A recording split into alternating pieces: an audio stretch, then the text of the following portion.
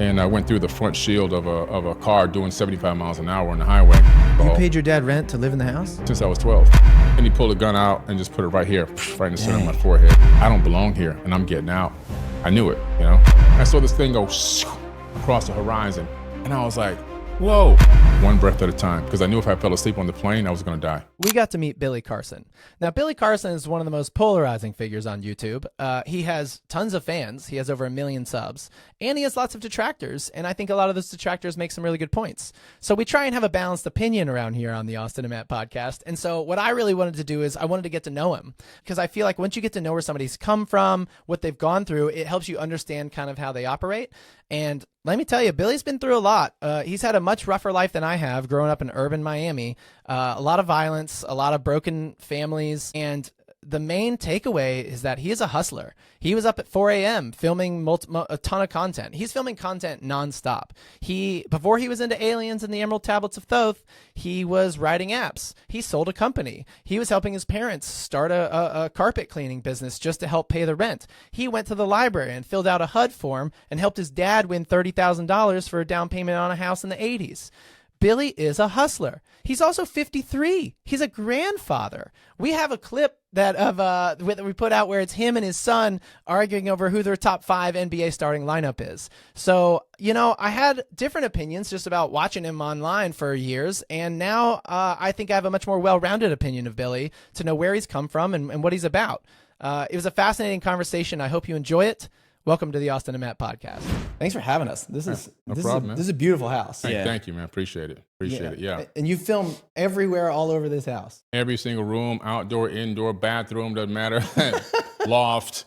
We filmed everywhere. I mean, backyard, front yard, down the street, around the corner. It's like 10 a.m. And how many things have you recorded so far today?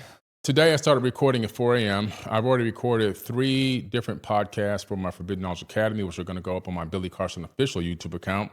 Clips for that were also done, 30 specialized clips just for that content. And then after that, I did a recording to create. So, you know, we record into a voice recorder so that the person I'm working with, Tiberius over at Law of Attraction, he can go ahead and create and curate some great hot keywords and topics for me to talk about in the future. Based on an interview, he'll do these random interviews with me just to get and see where I'm at, what I've been through, what lessons I've learned, and what knowledge I've gained over time. And then he turns that into more topics, more viral topics to talk about. And then he'll send me an assignment, and then I got to go knock these out. Boom, boom, boom, boom, boom. Yeah. Is there a Billy Carson Eats YouTube channel for whenever you have breakfast, lunch, and dinner? Is that a part of this, or? Oh no. But you know, it's a grind, man. It's a grind, you know.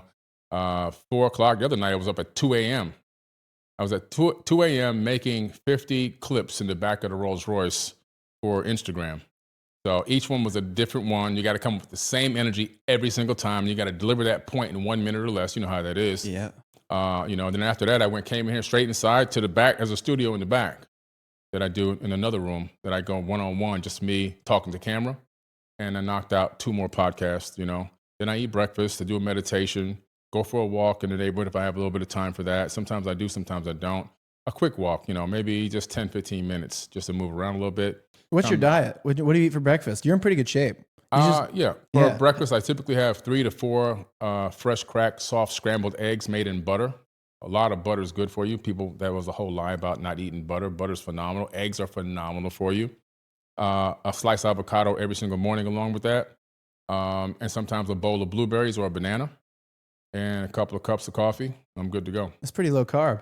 Yeah. How old are you? 53. I'll be 54 in September in a month. You're 53? Yeah. That's amazing. You don't look a day over. Yeah, man. What does life look like from 53? You know, you hit that half a century range, right? And both my parents have been gone for a while.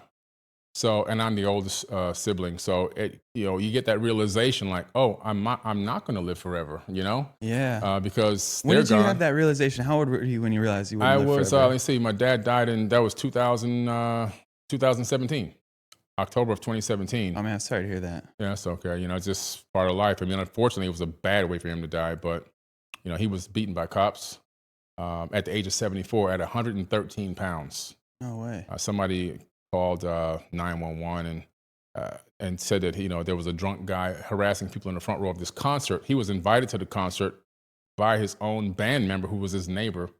And he wasn't in the front row just dancing, having a good time. And somebody way in the back, probably jealous or something, who knows. But the cops came in 5 minutes and they literally beat him down, double concussion, and broke his back. Consequently, after that, they never repaired his back properly. And he was already, unfortunately, he was an alcoholic. But he wasn't drunk that night, thankfully. He had on a nice suit and everything I had just bought him. But he started drinking 3 times the amount to just mask the pain. And, he had his neighbor take him back to the hospital. And when he got there, he just went down the tubes from there. And he ended up having what they call a cascade seizure from all this damage. He had 123 seizures within like an hour, which completely erased his brain, just wiped it clean. I sent him to another hospital to get scans there, came back, more scans there, because, the oldest, the decision to pull the plug. I had to make the same decision on my mom because she had ALS, and she was in the same ICU, one bed over. So they both died in the same hospital, one bed over from each other, over different time periods. My mom died back in 2010. So it's a rough decision to have to make and to see that, but you realize that life is really short, man. You realize like, wow, I'm next in line, Yeah. And it's like, damn, you really got to smell the roses. You really have to be grateful, gratitude, enjoy every moment. Stop focusing on negativity and things that are just, not suiting your best favor. Focus on things, helping people, being loving, being of service to others, trying to just, again, see what you can do to help change the world instead of being a complainer. Being a worrier, is not going to help anything. I tell people, don't be a worrier, be a warrior. And, this fear-based system that we're in has people so scared and everything else and fighting one another. And I look back and I just see it and I go, man, if they only knew. You only get so many sunrises and so many sunsets. Yeah. Yeah. I've heard it said that a man lives 2 lives and his second one begins when he realizes he has one. That's right. And it really hits. And I think that in our culture, we don't think about death that often. We don't see people dying that often. They get carted away and someone takes care of that. And so we don't kill our own animals anymore. We really have removed death from our society all over the place. And I think it's a subconscious fear of dying, which is natural, but to not be exposed to it. So to have, once your parents pass or when one of your loved ones gets sick, I think there is this oftentimes an awakening moment for people when they realize, oh, I'm going to die too. And you start looking around and all of a sudden the steam coming out of your coffee is pretty beautiful and the sun rising is really amazing. And you look at everything different than you've ever looked at it before. Absolutely, man. You hit it on the head. Yeah. But I think one of the things you have to do once you get to that phase of realization is normally you have a lot of traumas that you've like developed and then you got to start letting go of stuff. And it's hard to let go of stuff because it's stuck inside of you. It's like it's in your nervous system. How do you, you're a couple years older than us. How do you let go of stuff? Because you strike me as a guy that's resilient. You bounce back. How do you keep that neuroplasticity? Yeah. It's a challenge. And if I were to say it was so easy, I'd be lying. It is a challenge, just like for anybody else. You just have to be really dedicated and really, really know within yourself that you want to tackle these things. You want to process this trauma out of your body. You want to acknowledge them. You want to become a better person. You want to become stronger. You want to reduce your triggers. It's a lifelong journey to do that. I spent a lot of time working on myself over the last, I would say, 5 years. Significant work, more than I ever did before. How so? Well, doing a lot of intensive meditation. Not just standard meditation, but meditation on the trauma. Meditation on the trauma links to the past. Finding out, why did this trigger me? Analyzing it, researching it. Oh, this person said this, and because they said this, it linked me to something from when I was 8 years old. Now, what is that thing? Let's bring that back up. Let's relive it in the consciousness, analyze it, process it, get over it, get past that, I think a lot of the triggers that people have are because they have unprocessed trauma and they don't even realize that they're nothing but a walking reaction. Yeah. But their reactions that they're giving out are based on things that could have happened a decade or 2 decades ago, maybe even more in some cases. And then I did a lot of work with counselors and psychotherapists and psychiatrists. Oh. I went to Dr. Daniel Amen, the #1 psychiatrist, in my opinion, in the world. He does all the NFL CTEs and everything. And he did a SPECT scan of my brain. The first SPECT scan, he saw a trauma pattern, a diamond. When you see the diamond on the SPECT scan, it means severe trauma growing up. And he read my brain like he was reading a book. He was read my whole life out of that scan. He knew everything that happened to me. I was like, this is crazy. When did you have this done? That was about 3 years ago. Whoa. Then he put me on this. I also had a brain injury from a car accident. I went through the front windshield. That's why this is a reconstructed eyelid. This is called a starburst.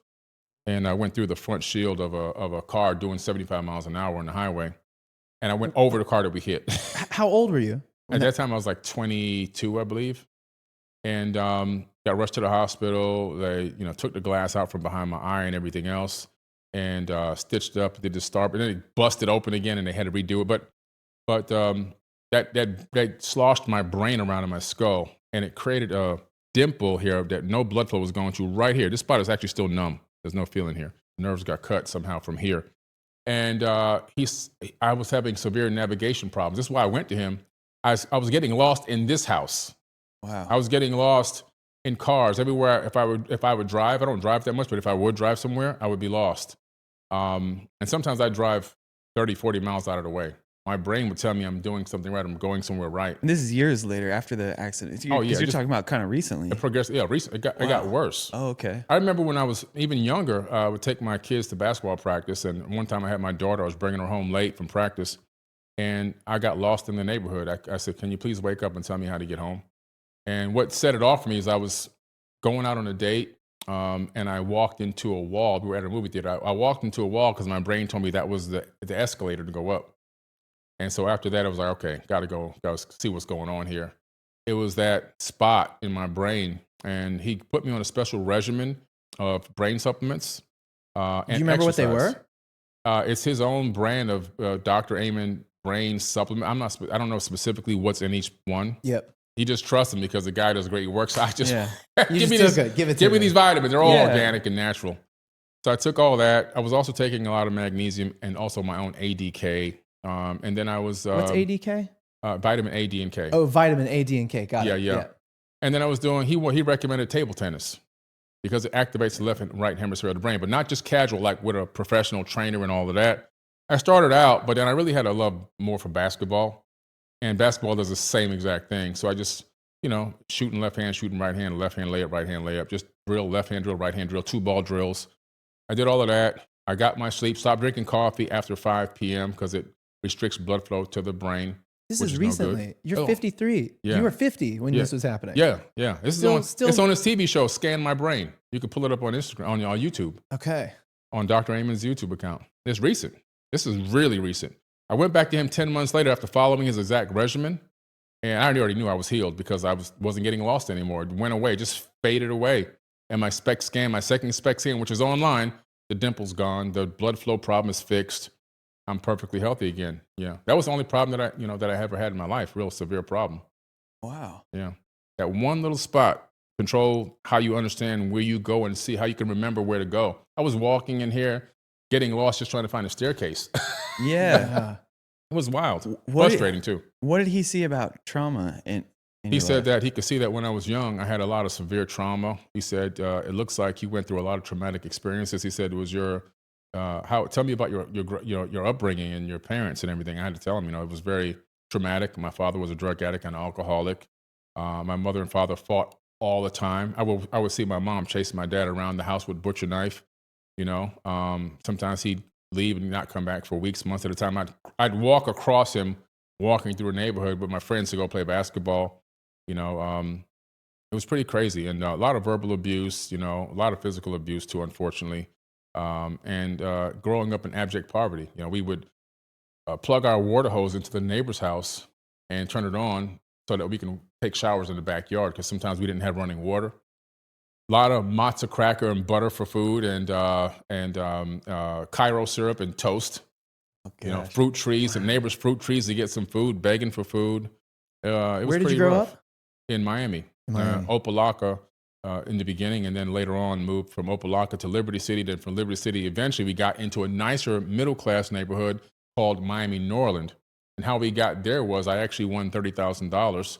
I filled my dad's information out on a HUD form, Housing Urban Development form, to win $30,000 down on a property back then. They had a big contest at the library.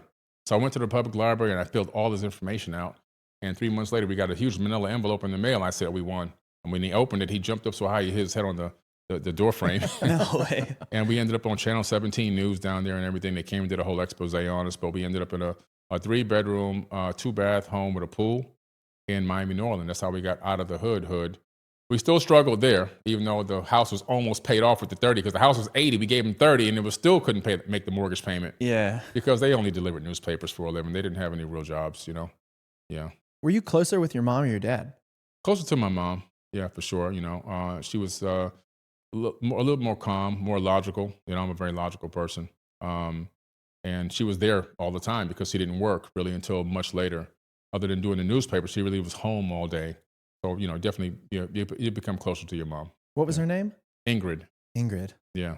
Okay. Those were different times back then. When I hear stories from my uncles and my grandfather before he passed away and stuff, like household violence, it was kind of, the world was a little more aggressive, it felt like. It wasn't, everybody didn't have a camera. So, yeah, that's true. It wasn't like it in is my nowadays. crazy hood, it was, people would get shot on my block, stabbed on my block, dead body across the street. It was out there for like 6 hours. This is back when they used to put the real chalk line, They don't do that anymore now, but they used to put the chalk line, leave the body laying there for 5-6 hours. Yeah. And then when they drag the body away, the blood spot's there, and then the parents come out and pour Coca-Cola on the blood. They'll wash it out of the street because it eats the blood out. That's why I never drank soda. No soda for me. Yeah. Were you a book nerd? You said you were at the library filling out the HUD form. Were you like just in the library all the time, just checking out books? From the neighborhood we had moved to, before we got to the nicer place, they started busing minorities out to this other school called North Miami, which is more mixed. They were trying to blend. And so doing that, getting on the bus, there was a lot of racism. So they'd call me racial slurs, and then I'd punch somebody in the face, and then I'd get kicked off the bus, and I have to walk home 3 miles. What year is this, circa? Oh, man, this is, back then it's called junior high school. So that would have been, I graduated in 89 from high school. So we got to go back from there, 89. Early 80s? 88, 87. So this is 84, 85, and 86. Okay. Yeah. Junior high school. Yeah, junior high school. Yeah. And so they'd kick me off. North Miami Junior High was the junior high school. They kicked me off the bus, and I had to walk 3 miles home. So the library was on the way, and I love books. I've been reading books since I was a little tiny kid. So I just go in there for 2-3 hours, read a whole bunch of books and magazines. It was like heaven for me. And no internet back then, of course, didn't exist and stuff like that. The library was the internet. Yeah. It was the internet. Yeah. Exactly. Yeah. And then walk home casually, just walk home. And so when I went in there one day, they had that ballot box by the reception desk. And I said, HUD, what is this? And it said, win $30,000 for a new home.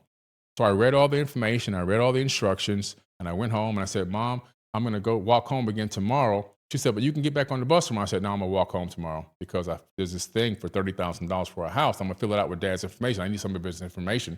She gave me his information. I went back and I filled it all out. And boom. Yeah. That's how we got out of the hood into a pretty decent area. Did you have brothers and sisters? Yeah.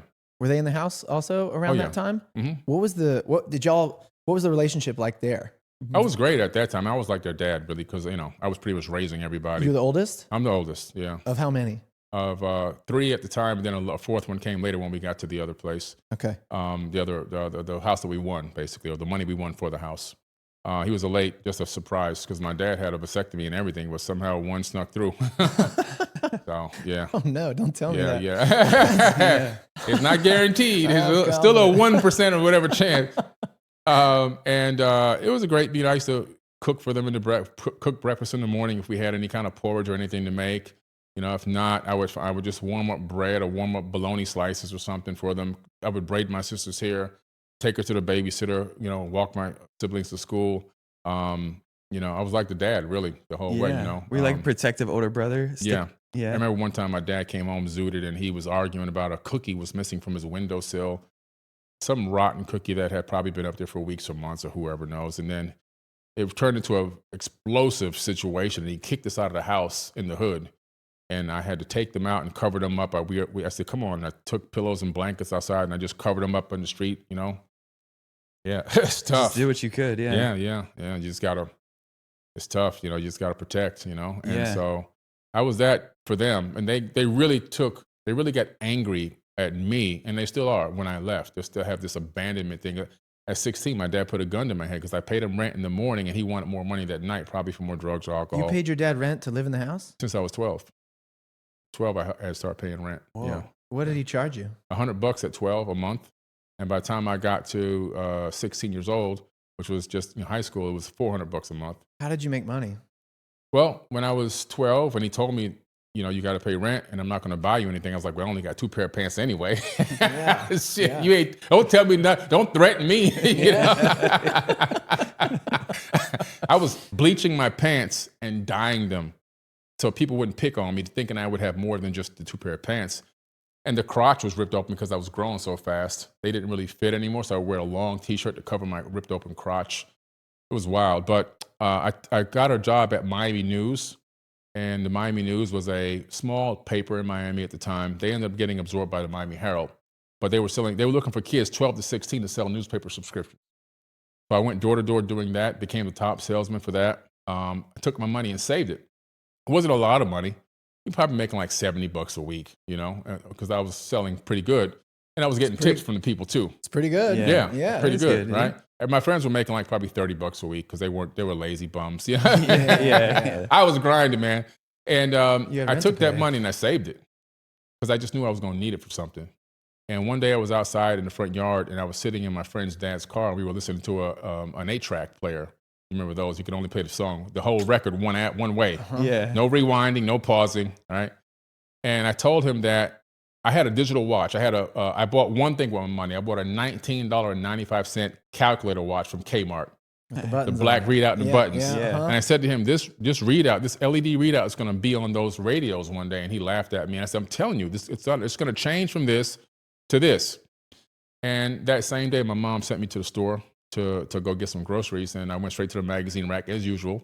And I finally saw the Opportunity magazine. It used to be way up where I couldn't reach it. This time I was down in like the comic book section. I opened it. The page I opened it to was Galaxy Electronics. This was like for entrepreneurs, this magazine. And what was in there? Digital car stereos, wholesale, $25 a piece. And I was like, oh my God, I can't believe this. And back then everything was COD. There weren't credit cards or online charging. Online didn't exist. No way. You call them up, I want this many, COD, cash on delivery. UPS brings a product to you. You give him the exact amount of money or a cashier's check. He puts it in a sealed envelope. It goes back to the warehouse or factory. That's how it worked back then. So I ordered a lot of the radios, and I started going to the high school and selling them to everyone. And everybody. How much you selling for? 25 wholesale. What was the $50. $50. Double my money. You double your money. Yep, double my money. And everybody started buying. Nobody could compete because GBT Audio on 441 wanted like $150. That's right. And then they were coming to me like you wouldn't believe. I had the best ones, a high power with the high power EQ in it and everything. And then I got the guy from GBT, the kid who lived on my block. I said, I'll pay you double. So he left GBT. You started hiring. He started working for me in my front yard.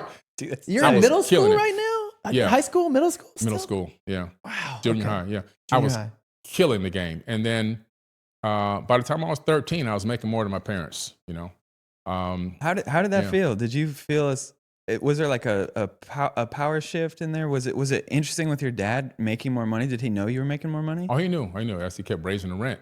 Yeah, right. Yeah. He kept borrowing money, which I knew that was a permanent loan that was never going to come back, unfortunately. But when my mom fell down in the grocery store around the corner, I told her, I have an idea. But she won $5,000 from that lawsuit. She fell down. I was in the store when she fell. Somebody said, man, your mom just fell down on aisle 2. I said, don't tell me that garbage, man. He said, no, I'm serious. I ran over there. My mom was spread out on the floor. The seafood cooler had leaked. It turned off, and the water had leaked out of the seafood cooler into the aisle, and she didn't see it, and she went up in the air. Hurt her knee pretty bad. Got $5,000 back then. Now that would be like $20,000 probably. Yeah, who knows? sure. Oh, yeah. But anyway, I said, in this book I have, this magazine, there's a company called Von Schrader, and they have a machine called a Von Schrader dry foam extraction and carpet cleaning machine. I said, if you get this machine, you can make a lot of money. She says, doing what? I said, cleaning carpets and upholstery. It does it in a special way where it doesn't leave the moisture in the carpet and to wet the mat underneath, and it dries pretty quickly, and it also dries the upholstery pretty quickly on furniture. I remember those things. My mom would go and rent one of those for our own house, and I would have to do that. And you pour the water in, right? And you drag it. Yeah. And it gets it wet and sucks it up at the same time somehow. Yeah. And so But That the was water it. was so dirty. I mean, Dirty. It was filthy dirty. you wasn't couldn't it? believe it. You pulled mean, this thing over your you go, carpet and we're I like, was just laying on "Whoa, that. this is gross. I know. So she said, well, how am I going to get clients? This is back in the 80s. This is a carpet. These are the carpet days. Everybody had carpet. And I said, you deliver newspapers for a living. I'm going to show you how to make a flyer at the print store around the corner. And you're going to make flyers and you're going to put them inside the newspaper inserts. And you're going to deliver your newspapers. And people are going to start calling. This phone's going to ring off the hook. Mom, you control distribution. Yes. Don't you understand? Come on now. You have distribution. Let's throw some messaging in there. That's right. That's cool. Great idea. Yeah, thank you. And that's exactly what happened. The phone rang off the hook. The first year, they formed Carson and Carson Carpet Cleaning. First year, they made $70,000. Wow. First year. Now, right now, that'd be like $250,000. Yeah, that's great money. Yeah. First time they make money in their life ever. But they had to listen to me because they saw my success.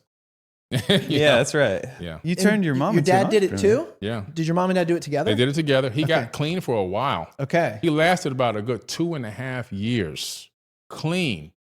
And unfortunately, going into the third year, something triggered him. He was a very depressed man. It slowly grew back. It just slowly worked its way back in until he destroyed the whole company. By the 5th year, it was gone. Yeah.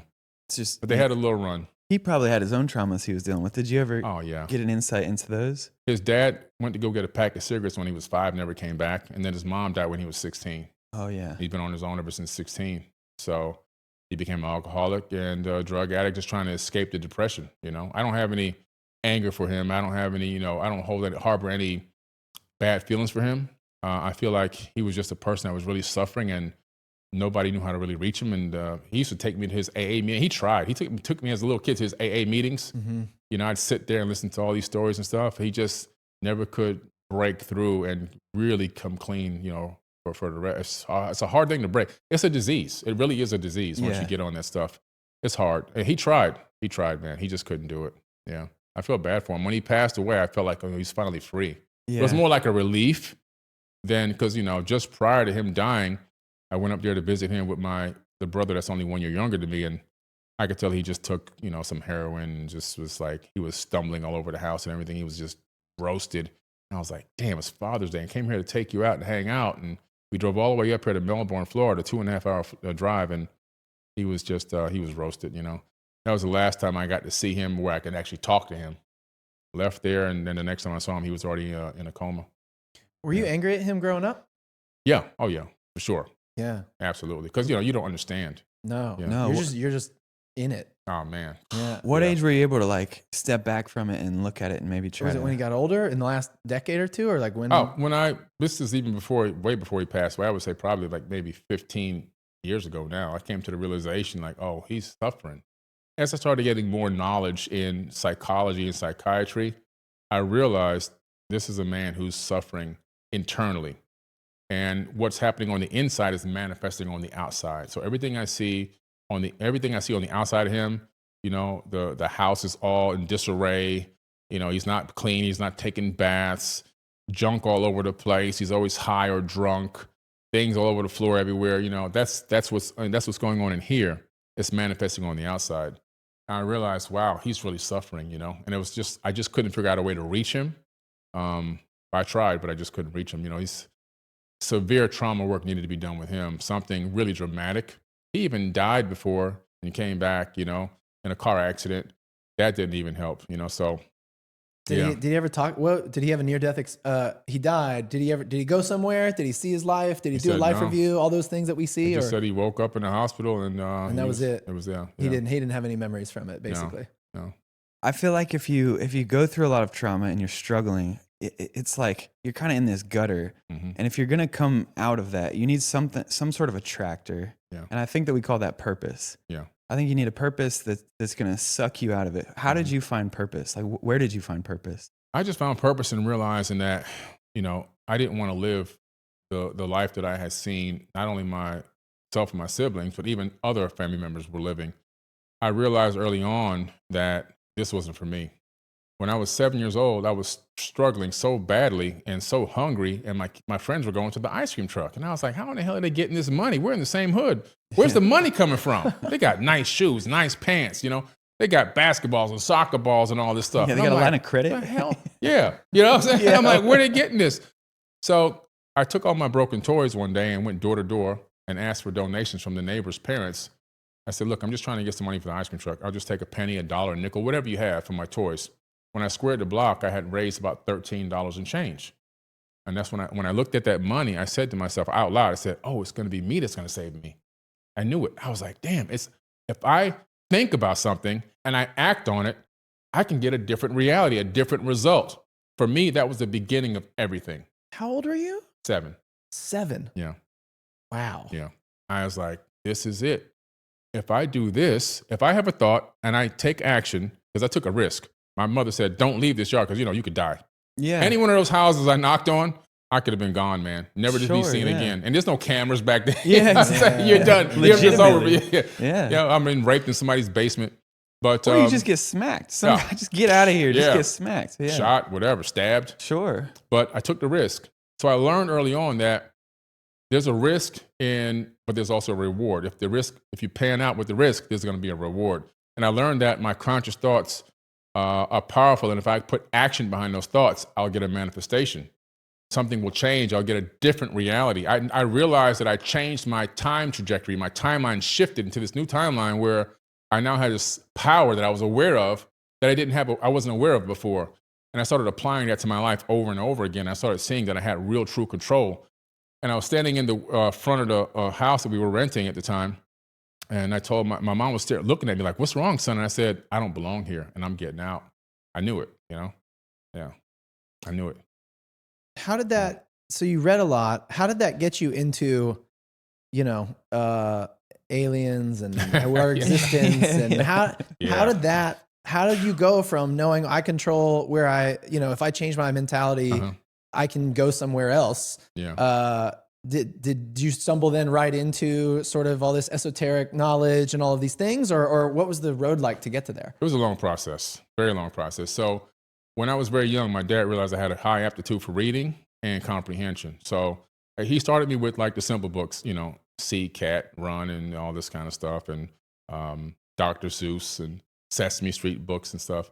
That was simple stuff. But he would make me write a summary about what's in the book or what's on certain pages. Like a very short 3-4 sentences, I could write and everything at an early age. And he was like, this is incredible. So as I got a little bit older, he would make me do book reports on like more complex books. And then when he recognized that I can read good, he started having me do book reports on the Bible, book reports on encyclopedias, whatever was around the house, read this, read that. I remember my first novel that I read was The Sea Wolf by Jack London. And I had to do a whole book report on that. With that book, I still have a copy in here today. It's like nostalgic, But so that started giving me data points. When you start reading a lot of historical texts and books that were laying around, a lot of encyclopedias and things like that, for me at least, I was remembering these data points. And I was able to start connecting certain dots at a very young age. But what really happened to me was that was in New York. When we got to Miami in 1977, I was in the backyard and I saw this object go over the backyard. I was watching airplanes go from the Opa-locka airport, which is right around the corner. And I was like so amazed, like, man, the thing is going so slow from here, but I know it's got to be going fast. A lot of prop planes. And then I saw this thing go across the horizon. And I was like, whoa. And as soon as I said, whoa, it went and it stopped. It was lower this time. And it was glowing metal, a little bit longer than the egg, but not quite egg, but a little bit more elongated. Glowing metal, completely silent, not even a buzz. And then it said, pew, it was just gone again. I ran in the house and I was like, oh my God. And I told my mom what I saw. I knew it didn't have a cockpit, wings, tail fin, none of that stuff. She said, son, in the ancient times, there were advanced beings. She didn't say aliens. She said advanced beings that came to this planet. And she said they lived on tops of mountains. She said, when you get older, you need to go to Machu Picchu, which is why there's a picture of Machu Picchu in my first book in the front of the book, and the dedication is to my mom because of that. Your mom day. told you that? In the 70s. How did your mom know this? I found out a little bit later how she came up potentially with this, not exactly, but maybe, because she never told me that she had any kind of experience. But her sister, who they were like best friends, they were the closest sisters. My mom defended her against a family member that was sexually abusing some of the women in the family, whether she defended her with a switchblade. So they became really close. But on her deathbed, that's my aunt.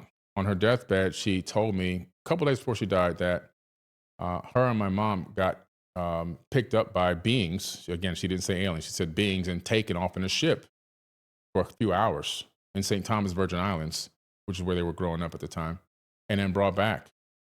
And I was like, wow. And she didn't know anything about me being forbidden knowledge or on TV. She can't even turn on the phone. Yeah, this is like 15 years ago. Yeah. Right? Yeah. Yeah. And I'm just like, okay, that's interesting. So maybe this is why my mom had that understanding. She told me that my mom said, it's an Ecclesiastes statement in the Bible, but she meant it like wholeheartedly, like there's nothing new under the sun. She said, everything that's here has already been here. Everything that's done has already been done. This is just one of the newest iterations of civilization on this planet. She knew that. And she knew it deeply. Like, I was like, wow. So when her telling me that, it wiped away any fear I had of looking into this topic, because when your mom tells you something, You have permission. yeah, exactly. Yeah. And She removed any fear, doubt, hesitancy that I might have run up against. Yeah. Because now my mom told me this is good. This is real. A mom can deliver a message like no one else ever. Exactly. Yeah. It's a Yes. singular connection in your life. Yes. So she delivered the hell out of that message.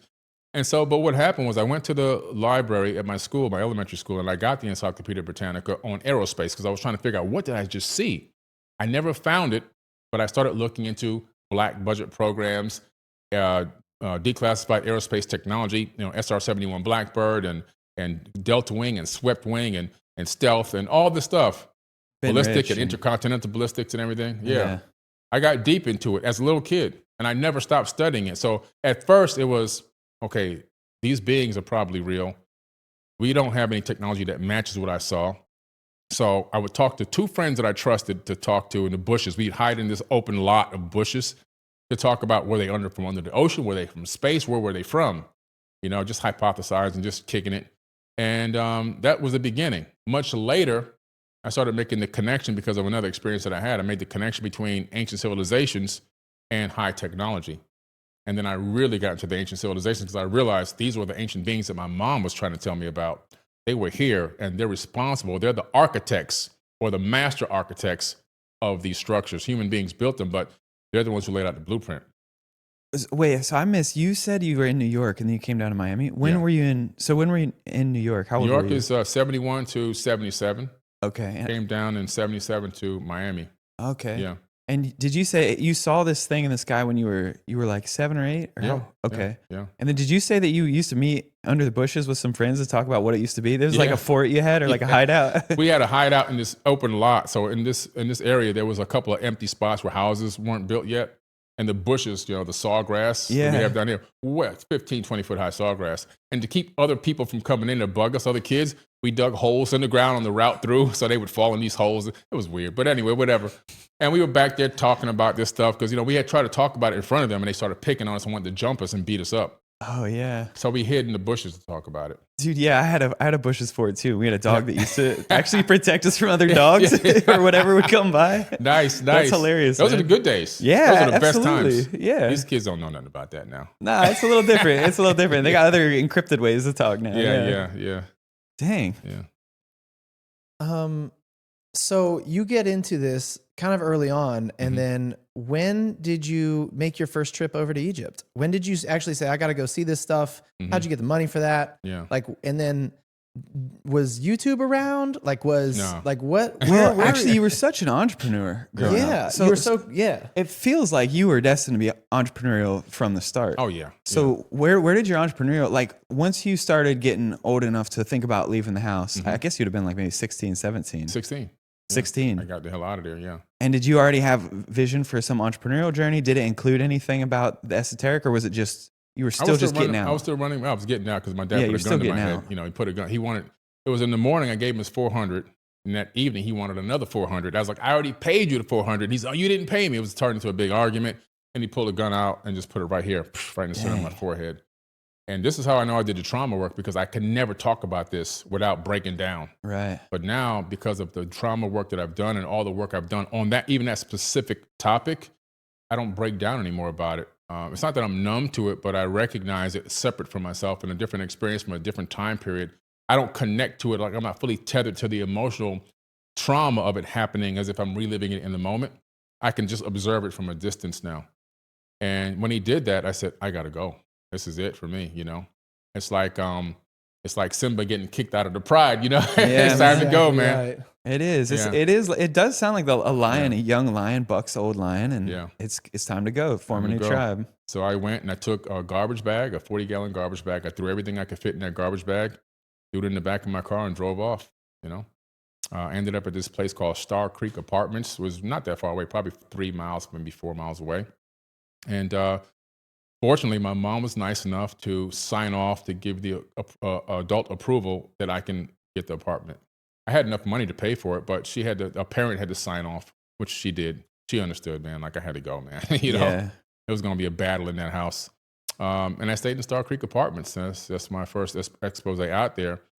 I started realizing I wanted to travel and do things. And I was still running my own businesses. I had all these different ideas and things. I was always running in something. I was an entrepreneur, like, you know, let me try this, let me try that. Just trying things out. You know, you never know what's going to pop. Yeah. And some things were going great. Some things weren't going so great. But I had one company that was doing pretty good. And I was saving up some money. Oh, I thought it was a lot of money. Now I realize it wasn't that much. And I said, where can I go that's going to be, let me see these ancient sites, right? That's not going to be too expensive, not going to be too far. And I picked Mexico. Mexico at that time did not require a passport to travel. Didn't even need a passport. Mexico and the Caribbean, no passport. All you had to do was go there with your original birth certificate and your ID. Boom, you're good to go.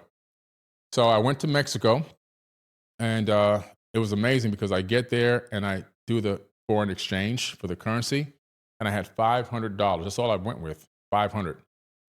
They gave me so much money. Imagine, yeah. I thought I was rich. I was like, I'm moving to Mexico. Holy shit, this is crazy. And I'm thinking, I can't believe I have all this money. And then I went and bought lunch and it was like $1 million. Yeah. I was like, oh, they You had got a bunch me. more paper. You didn't realize it was all worth less. Yeah. They got me. I was green. I was a gringo. Yep. But I had a great time. Got on a bus, went all the way through the jungle to Chichen Itza. Back then, still wasn't a lot of paved roads back then. Right. Oh, yeah. Still And, down to there. Yeah. Stopped at this jungle retreat, and they let us have this dinner with these people dancing, and, you know, indigenous people dancing and all this. I was like, wow, this is amazing. Went down to the Chichen Itza and climbed the Kukulkan Pyramid, which you can't climb anymore. No, I was just there. You can't climb it. Yeah, I took a picture at the top, which I still have, which is great. You know, and just got to experience that whole thing. And after that, I was hooked. I was like, I'm going to do this for the rest of my life. Yeah. This is it. Yeah. This is it for me. So you went all the way down to Chichen Itza when you were 18. Yeah. No, I wasn't 18. Oh, you were. No. That was now to do that when I was a little bit older than that. I must have been in my 20s. So that was already because I already had started my business. I Yeah, needed you've done time a to get few different myself things. situated and Yeah, everything right. else. Yeah. So this would have been probably like 27 was my first trip. Yeah. 27, but still, like, you got to fly into. Did you cross the border actually on a bus from? No, it flew. You flew Mexico City or Flew from Miami, Mexico Air. Flew in from Miami all the way to Cancun? Or- Cancun, Cancun. the party place. Yeah. Yeah. Took a bus Cancun. though over to Yeah. or up to Chichen Itza, I guess, and Yeah. past Merida. Yeah, down to the Yucatan Peninsula. Man, that must have been cool back then. Just was be great. like on a bus, hanging out. It was just No like, cell wow, phones. Like you know. you don't know where you're at. You don't know where you're at. I don't know if I'm gonna make it back. Who knows? I don't know if I have enough money to last this trip. Yeah. You don't speak Spanish or do No, you, no a Spanish? little bit. Yeah, a little bit Yeah, a little bit Spanish. Spanish, and enough to get in trouble. Traveler Spanish. Yeah. Yeah, just enough. I can understand a lot of it. I had Spanish relatives. But to be a 27-year-old and prioritize seeing an ancient site, I mean, that is just Yeah. not every 27-year-old at that time is going to No. be thinking that. And this is like circa 2000 then. And Yeah. so, not really YouTube yet. Not really. You're not monetizing this. You're not doing YouTube this. didn't come to 2007. Yeah, this is passion. You're not thinking this is part of my career. You just want to see Chichen I just Itza. want to see it. I just want Yeah. to see the world. I said, this is incredible. Now I've got to get, where else can I go? You know? Yeah. And so I started making like a bucket list of places I wanted to go. And it took me a little while after that to get to the next site. But, you know, I started working and saving, and then life started lifing, you know, and situations or whatever. And my oldest son was born, you know, and this and that. So it was this process of being able to finally break free and start traveling again, do what I wanted to do. But the next big trip that I took to an ancient site was 2014. Okay. And in 2014, I finally felt like I broke free.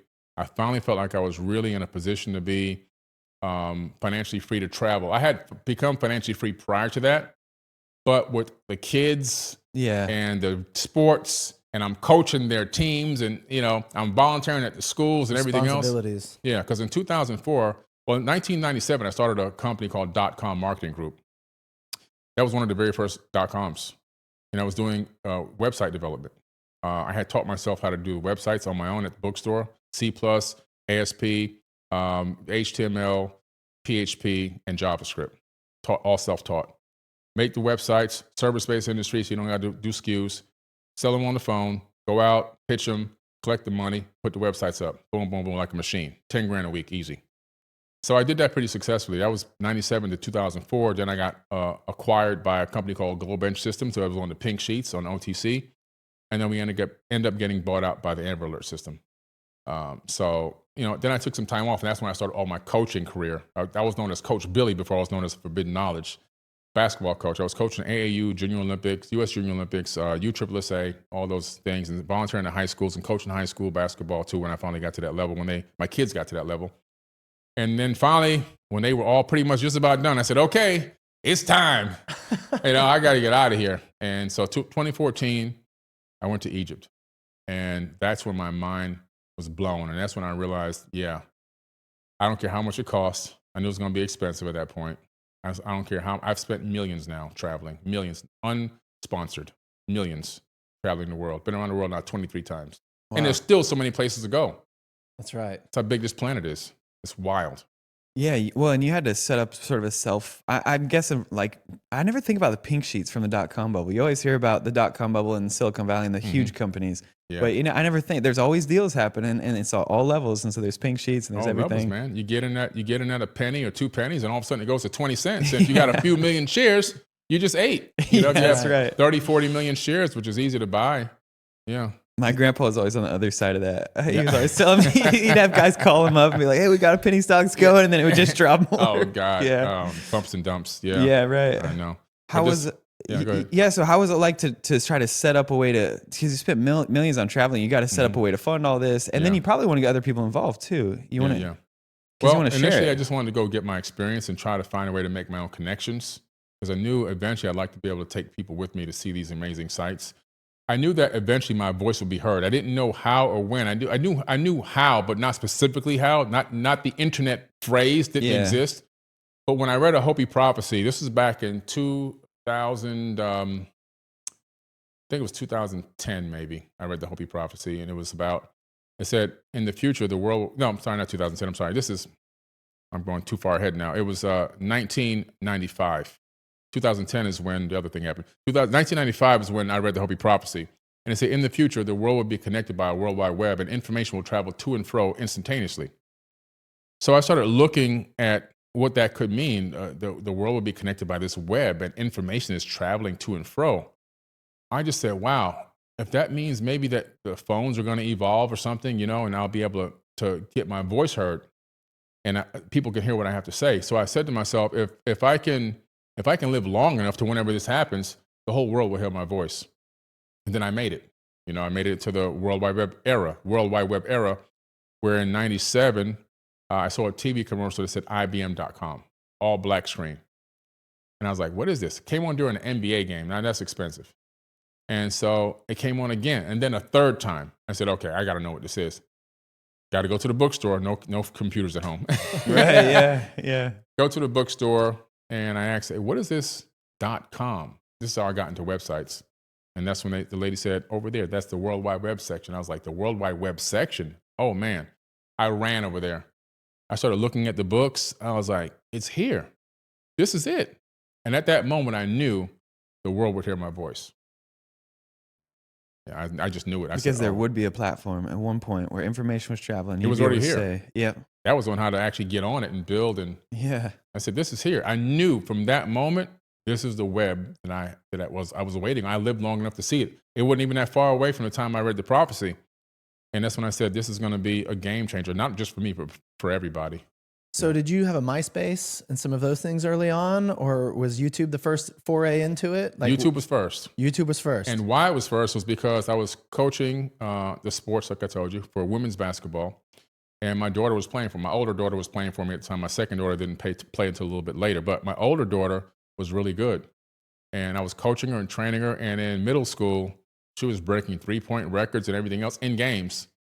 And she started getting a lot of attention from the neighborhood, the Tri-County area. The coaches were like, we got to be prepared for this girl because she can shoot. You got to defend her. You got to be double teams to her and all this stuff. And then YouTube was out. Just happened. So I was like, I should record this and put this on YouTube. Nobody was doing it yet. So I recorded her in one of these great games and I put it on YouTube.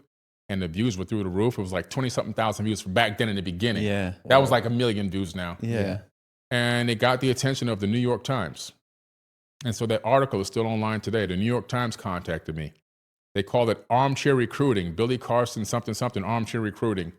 And the interview was about like, what gave you this idea? And I was like, well, this is going to be the future.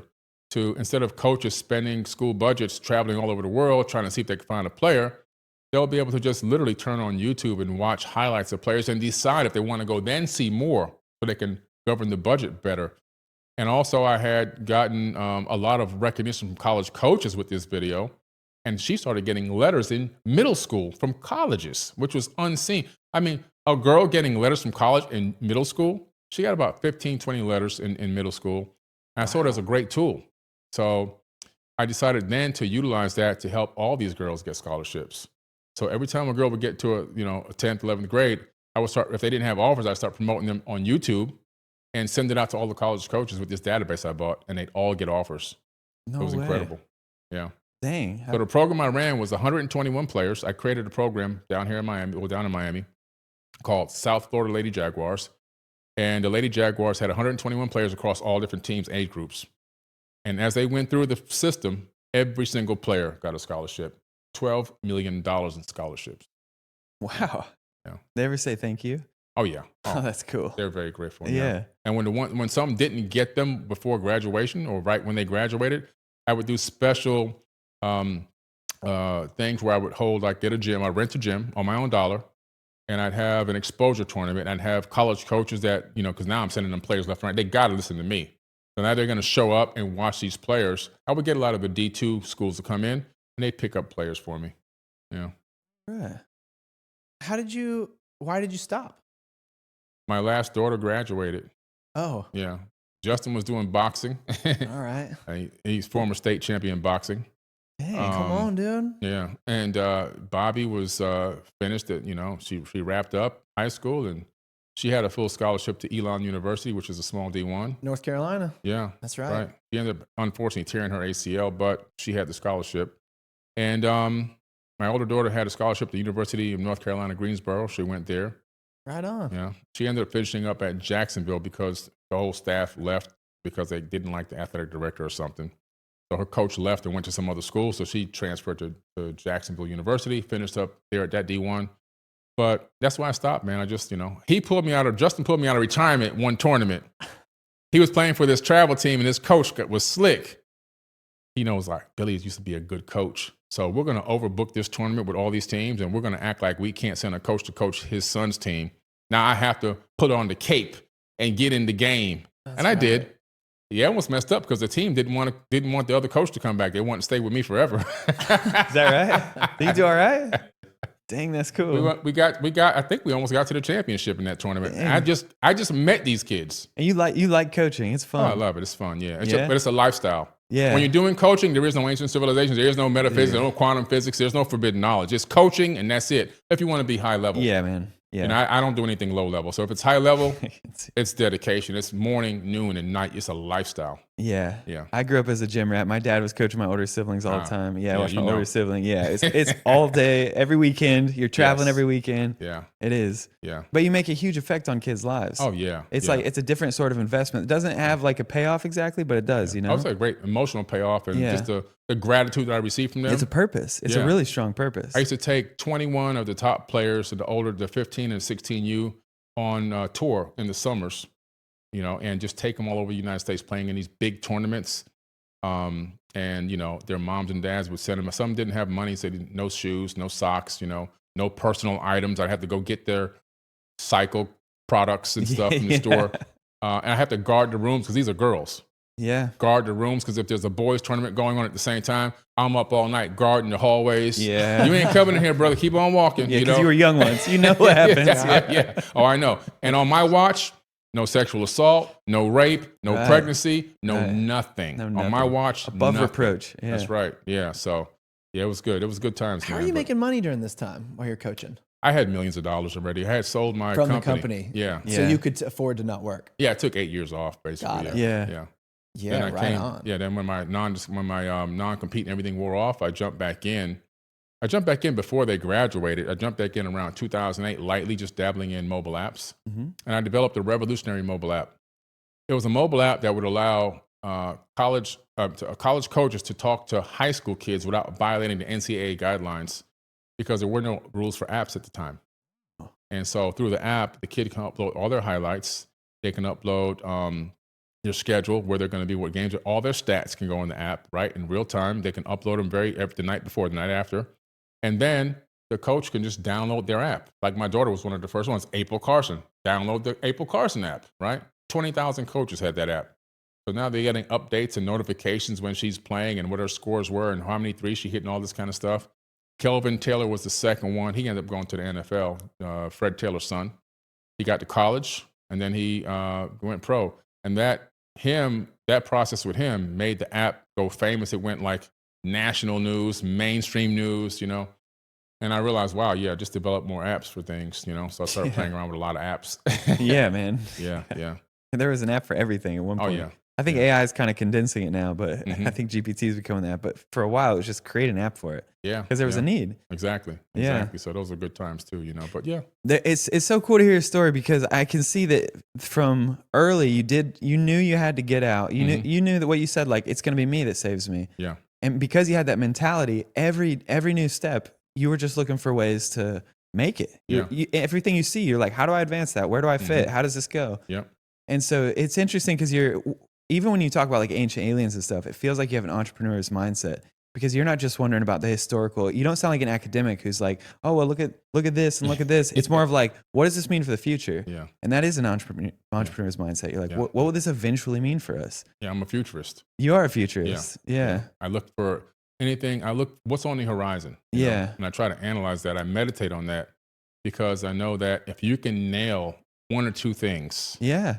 man, life can Asymmetric change. returns. Yeah. It's like it change. Well, yeah, that's Yeah. what we learned as entrepreneurs is like you Yeah. can swing 100 times, and if one hits, you did Yeah. better than if you had stuck with a straight narrow path the whole That's time. right. Yeah, I always say everybody thinks it's about your batting average. Mhm. Like, are you hitting it every time? Yeah. And you were hitting home runs here. Like, Mhm. it's Babe Ruth. It doesn't matter if you strike out a million times. You hit one home run, Yeah. it doesn't matter. That's Doesn't all you matter. needed. And Listen. everybody wants their batting. Everyone wants to be right every time Mhm. and linearly climb. And they Yeah. don't understand the exponentials of a home run. No. Yeah, they don't. And the grind too.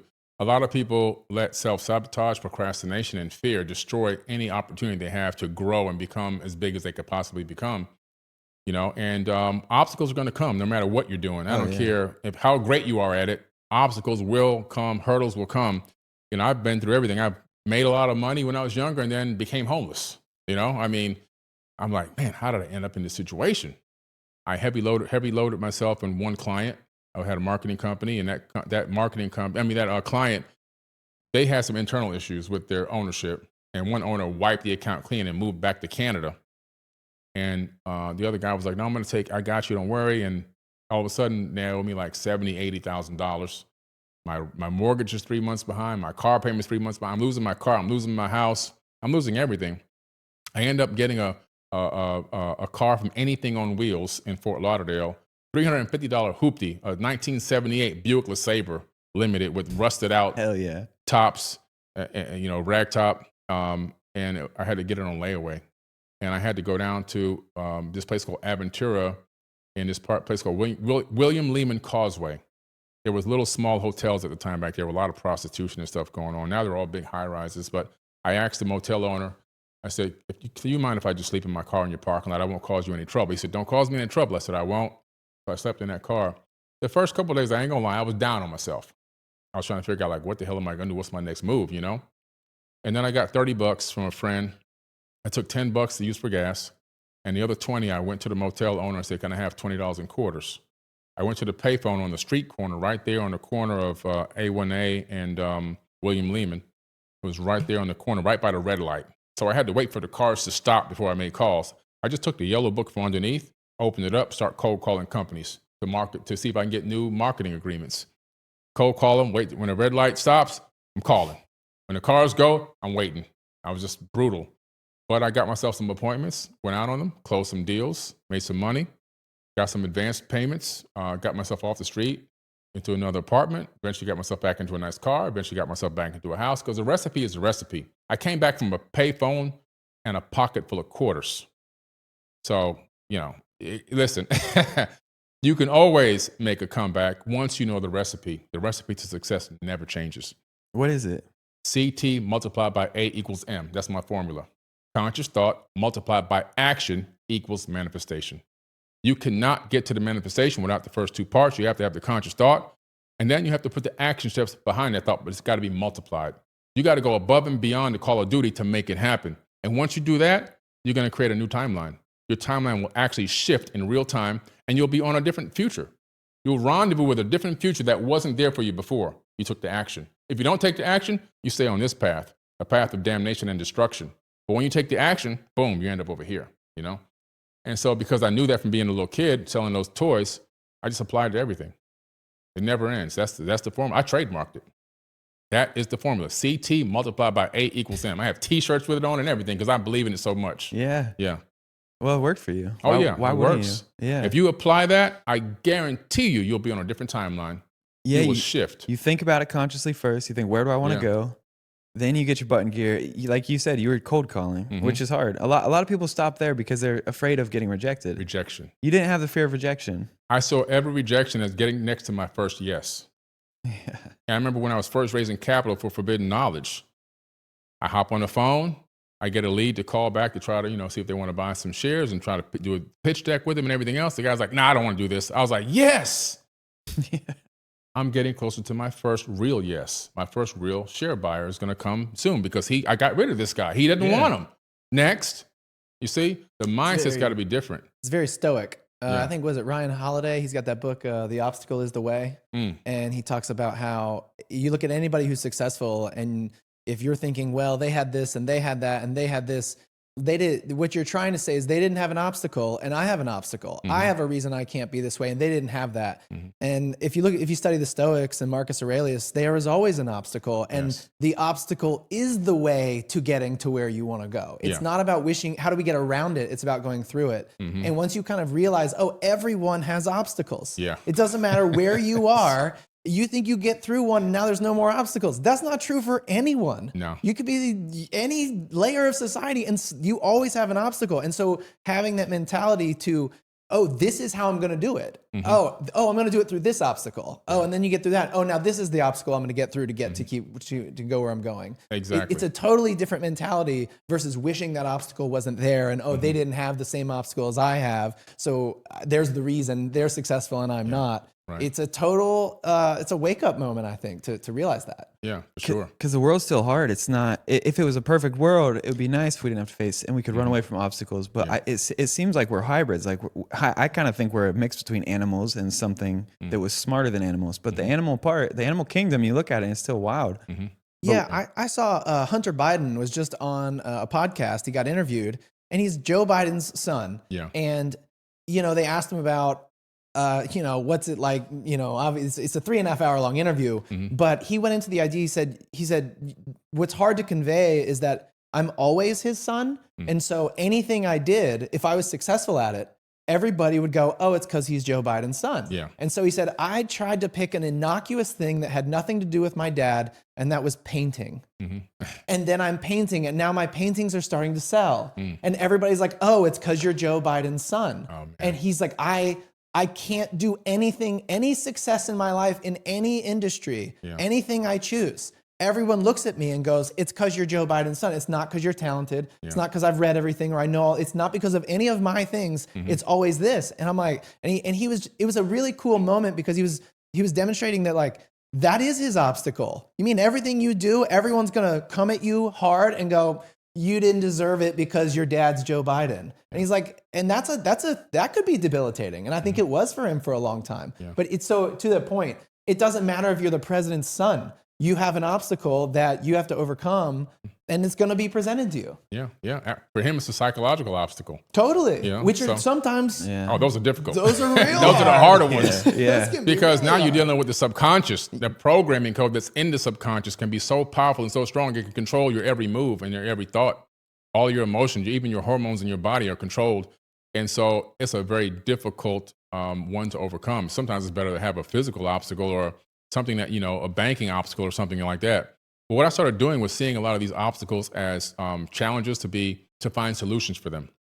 So to be solved. So when I start seeing now, what I see is, okay, there's situations that are holding me back or stopping me from getting to my end goal.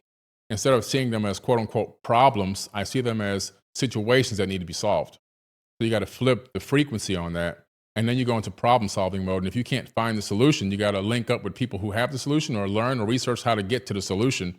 And if you go with the solutions mindset, now you're a problem solver. You're not a crybaby, Like I say, don't be a worrier, be a warrior. And if you do that, you'll get through a lot of these obstacles. You'll find, and now you have data points in your mind. When this comes up again, I already know what to do. The second I see it on the horizon, I can stop it before it happens. Because a genius solves problems before they happen. And, and so once you get to that point, it's like, wow, I'm navigating smoother. It's not that the obstacles aren't there or didn't arise. It's that you can foresee them and you can navigate them a lot easier. You know how to follow the breadcrumbs through the matrix, And so that's a huge part of also going through a lot of different scenarios that would really crush most people. They'd be crushed. They would just give up some of the stuff I've been through. But, I don't have that in me. How much do you look at the world as fate and versus free will? How much do you look at it as like there is a destiny that I need to kind of understand what that is, and how much of it is this other mentality? Do you know what I mean? Like where do you stand on free will versus predestination? I believe in 100,000% free will. I don't believe in any destiny at all. The reason why is because quantum physics, quantum mechanics has proven now, not proven, I'm sorry, let me say it's a theory. The theory is that, okay, you splinter realities every time you make a conscious decision and take action behind it. So there's this, everything exists in a superposition in quantum mechanics. In other words, every potential outcome is going to happen and can happen, will happen. Even in the subatomic level, in the double slit experiment, they took this little tiny microscopic box, they put a little partition in between it with two slits. They started shooting individual photons and individual electrons to see what the pattern would be on the back wall. It should be a digital pattern. But when they opened up the box, it was a wave pattern. So they put a looking device in. All of a sudden, it was a digital pattern when they looked. When they didn't look, it was a particle when they looked. When they didn't look, it was a wave. So they realized that matter they realized something called wave-particle duality exists. And that everything exists as waves. Even on our scale, it still exists as waves of potential. Future realities all exist at once. And if that's the case, because of the Hermetic principle of cause and effect, when you make a conscious decision and take action behind it, you're going to have an effect. That's going to be a consequence. You can have good consequences and you can have bad consequences, but you're guaranteed to get a consequence out of it. Those consequences are alternate timelines. So if I make a decision to pick up this glass, now I just splintered my timeline. In another version of my timeline, I never picked up this glass bottle. I just kept talking about something else. So I splintered this timeline and I altered this timeline. I can make another decision to drop this bottle and let it break on the floor. So we're creating reality on the fly because there's waves of potential, and because consciousness is not local to this dimension, it's multidimensional. It's not local here. It's being streamed in. It's not made in the brain. It's being streamed into the brain and collected by the brain. And then we are inhabiting this body with a soul that's animating this avatar body. So because consciousness is not local, what's happening is it's higher dimensional. Higher dimensional things can visit and experience the past, present, and future all at once. If you were in a higher dimension right now, you'd be able to see me in this house at different stages of my life. Yep. And you'd see me in different rooms. I liken it to reading a book. Yeah. Because we are in a different dimension than characters in a book. Right. And so I can pull a book out and I can flip to the end and I can flip to the beginning because I'm in a higher dimension. Boom. This book is a smaller dimension. And if those characters could go, how does this guy know where I'm going? He doesn't know. They're living it page to page, word to word. Yeah. They don't know I can flip all the way to the end. Exactly. And that's an abstractive way of describing. And just as those people in the book, those characters in the book can't imagine what this world looks like, and I'm holding that book. Yeah. It's going to be hard for us to imagine what that higher dimension could be. Yeah. But at least we understand it in this little example that there is something else out there. Fantastic metaphor. Yes, exactly on the head. You hit it. You knocked it out. That's kind of a physics perspective on free will, going down to the quantum and how there's different.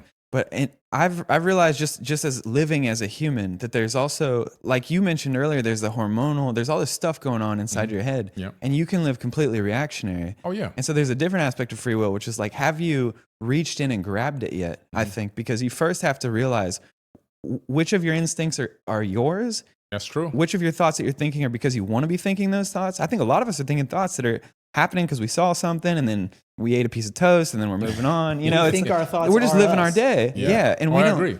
It's You're not going to be able to control your destiny or manipulate it until you realize who you really are. Until you truly understand that you've got several things working against you. The first thing is your subconscious programming, which has been given to you before you were even born. Because when you're in the gestation period in the mother's womb, all of her emotions, what she's eating, the arguments that she's having, her stress and her happiness, and all that's being programmed into you from the gestation period before you even hop out of the womb. Then when you get out, you're getting all of the programming from the age of 1 to 7, from TV, from your parents, from relatives, from the system and everything else. And that's programming who you you're have no truly going choice to in be. it. You basically have no choice in pick it. that. Exactly. Yeah. That's hard to break. And then on top of that, you've got 15 to 20 generations of your ancestors' epigenetics inside of your body, creating also other emotions and feelings passed down from the RNA on the dad's side, going 15 to 20 generations back. So now I'm battling all the subconscious programming. Your code. I'm battling all this programming code. It's your code. All these hormones are getting released with all these codes in the body. And I got to fight the epigenetics. I even got slavery epigenetics in my body. It just ended not too long ago. So I got 400 years. I still got slavery epigenetics in my body. So I've got to now battle that too. But until a person, if they can become conscious enough to realize what I just said and find a way to work on that, do the shadow work, to begin to realize they're not their thoughts, they are the observers of their thoughts. And once they realize they can observe their thoughts and that they're not part of this NPC, non-player character, that they're multidimensional, that they're just animating this body for now for this temporal amount of time, then they can realize, oh, I can really manipulate this timeline if I really want to. But most people will never even hear, think, or know about that option. So yes, they'll walk thinking based on destiny and what their code's telling them. When they're born, they're given a name, a race, and a religion. They spend the rest of their life defending a false identity. Mm-hmm. Do you think that that's a feature or a bug of humanity that we don't know that? Why does every child have to discover that? It's definitely, I call it a generational virus, something that we have to break the curse. You know, breaking a curse is realizing I do have epigenetic memories. I do have things that are holding me back that I'm not even aware of, and finding a way to fight and combat those things and become more conscious and catching myself and realigning myself with who I truly am or who I truly want to be. But it takes a lot of self-work to get to that point where most people are scared to even look at themselves in the mirror, right? But it is definitely a generational curse in that we are passing down this mental, psychological virus from generation to generation to generation because my grandparents and my mother told me, now I'm going to give it to, and we think it's right because it's been given to us. Who's Billy Carson? No, I didn't make that name. Somebody gave me that name. I don't even know where the Carson name comes from. I still haven't looked that up yet. And I'm running around, I'm Billy Carson. No, I'm What not. does that mean? What does it mean? What does it really mean? That's just sounds you're making with your mouth. Exactly. Exactly. So, I got to find out who I really am at my core, So a lot of people haven't spent the time doing that, discovering who they are at their very, very core. Yes, you're going to use the names for identification purposes, but who are you? Have you worked on that? Have you tried to figure out who you really are yet? That's a thing that a lot of people, that's why I started my Forbidden Knowledge Academy. We're teaching people how to do that in the academy. We want people to start really analyzing themselves and doing a lot of self-improvement work. Have you ever had any transcendent experiences? Yeah, well, I died in the hospital last year.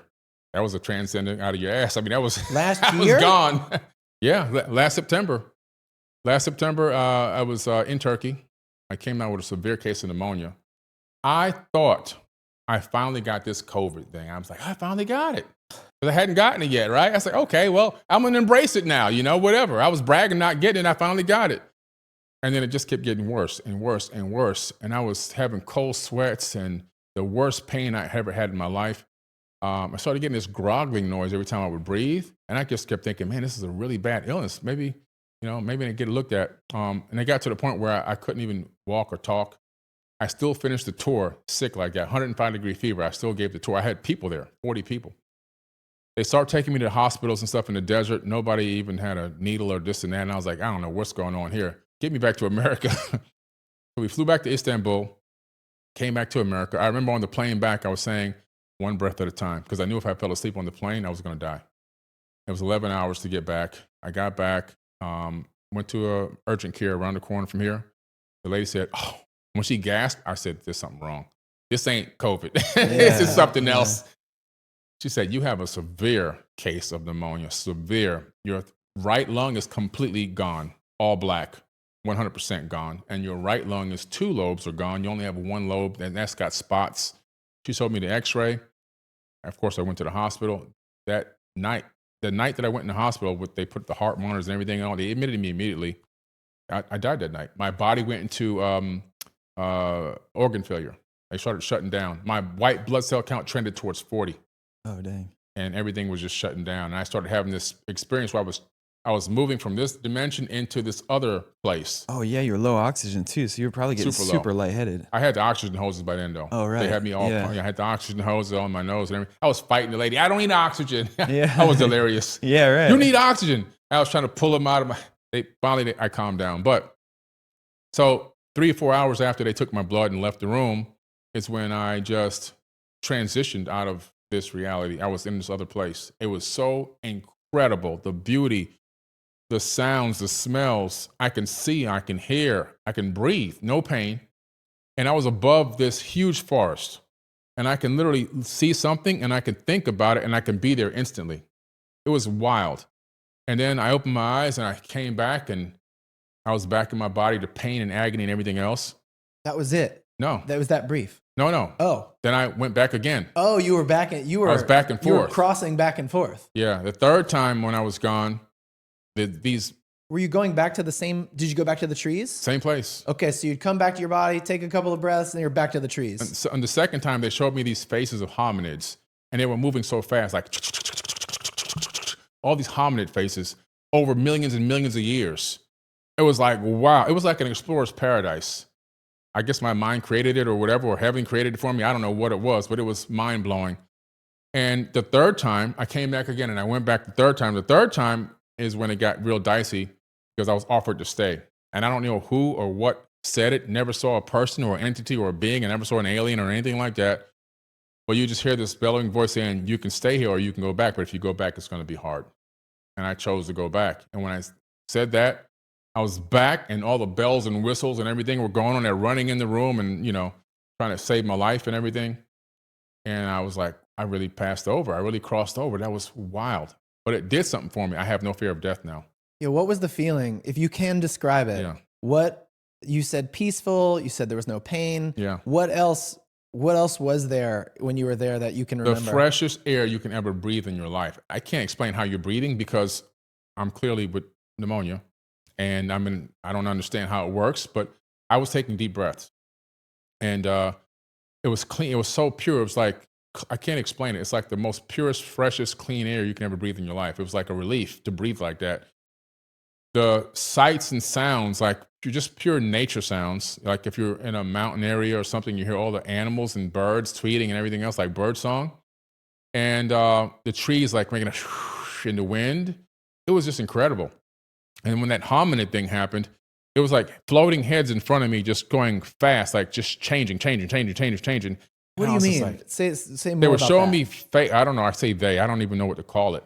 It's like you're looking at like a screen that's just flipping faces. a screen that was flipping faces. Flip book Yeah. thing. Right, like that. Different faces are Different types of hominids just changing as the Neanderthal and the Desovian and the human being, Homo sapien sapien, Forget about it. There were hundreds. Oof. There were literally hundreds of different types of hominids, upright walking people. Now I know this for a fact. I was shown these people and how they all looked. It was so wild. It was like, I felt like if I stayed there, I would have been on an unlimited, infinite voyage of exploration. Did you feel like you knew all of them when you were seeing them, or did it feel like you were learning them as you were seeing them? I felt like I was learning. I didn't know anything. You didn't know anything. This was like an exposure to something new of all the different hominids. And I didn't see any family members or relatives or hear any other voices. No other beings at all. Huh? No other beings. No other beings. I saw nothing. I only got that one knowing you can stay here or you can go back. And that's the only thing I ever got out of it in terms of some kind of conscious interaction or intellectual interaction other than that, those faces flipping, you know? Do you feel like you chose to come back or you just kind of did? Like your body woke up? I chose, yeah. You chose. I said I wanted to go and back. And you chose not from this mind and your body mind, but from that mind, the mind that was there. From that mind that was there, I chose. I said, no, I'm going to go back. And that mind felt like it was functioning clearer. Oh, yeah. So it was a clear decision. You're like, no, I'm going to go back because I still have purpose there. Yeah, did you have a why to go back? Yeah, well, I had a purpose. I wanted to finish what I was doing here. Okay. You know, and at the time I was married. I'm not married now, but at the time I was married, and I hadn't even reached a year anniversary yet. Yeah. And I was like, let me try to at least get to a year, you know? Yeah. And let me finish the work I'm doing here. And they said it was going to be hard. And I thought it would be hard. The hard part would be to overcome the pneumonia, but that wasn't the hard part. That was the easy part. Now, it took some time, obviously. You know, pneumonia is not a thing to play with. But the hard part was I fell into a lot of situations that were occurring within my relationship, within the business, within just everything. You know, I had to cancel a lot of tours. I had to cancel Amsterdam, which was sold out. I had to cancel 2 tours in England and the UK. I had to cancel another tour. I lost like $1.3 million in just a few short months. Then I had the online onslaught of attack, which was like, you know, just crazy. The death threats and everything else from that smear campaign. There was a lot going on all at once. It's like, holy crap, this is the hard part that they were telling me about. It wasn't learning how to breathe again. That was easy. This was it. They told me it was going to be hard, and they were right. You know, so it was a battle, man. It was a battle that would have crushed an average person. If I was not superhuman, this is why I wear the Batman. Crushed. I mean, crushed. This would crush people. What I went through in that short period of time. This is a year ago. They would jump off of a building, man. Yeah. They'd take some pills. Yeah. Yeah. It's funny. I used to have a boss. It's actually a guy I don't respect very much as a human being, but he used to say hard things come in threes. So be good at 4 things at all times. Because when 3 go down, make sure you got, if it's like, you know, skee ball or something, have something you're going to be good at just to go do it when everything else is falling apart. Yeah, I agree. I'm using that. I'm going to apply no, I think he was right. I'm going to apply that. Yeah. Yeah. Yeah. Keep something in the back pocket just in case. Yeah. I want to switch gears a little bit. You got to go on Rogan. I'd love to know, you know, what do you think about that? Now it's been a few years. I'm sure you watch a few episodes of other people on there. It's been about a year. Yeah. What was your experience like going on Rogan? It was good. I wanted to balance myself. I didn't want to get too crazy because I heard sometimes he won't air, you know, it's been a few times that he wouldn't air the podcast. Yeah, there's some missing Malcolm episodes. Bendall we heard about, he didn't air, yeah. We've heard of some missing episodes that don't get aired. So I didn't want to go on there and overdo it or underdo it. I wanted to be balanced.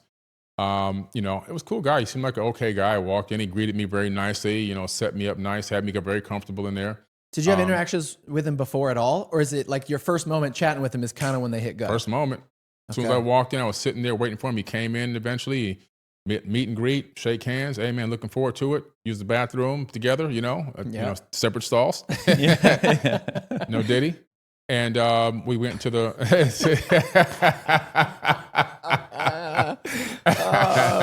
A new idiom has arisen. And we went into the studio, you know, and he just kind of eased us right into the conversation.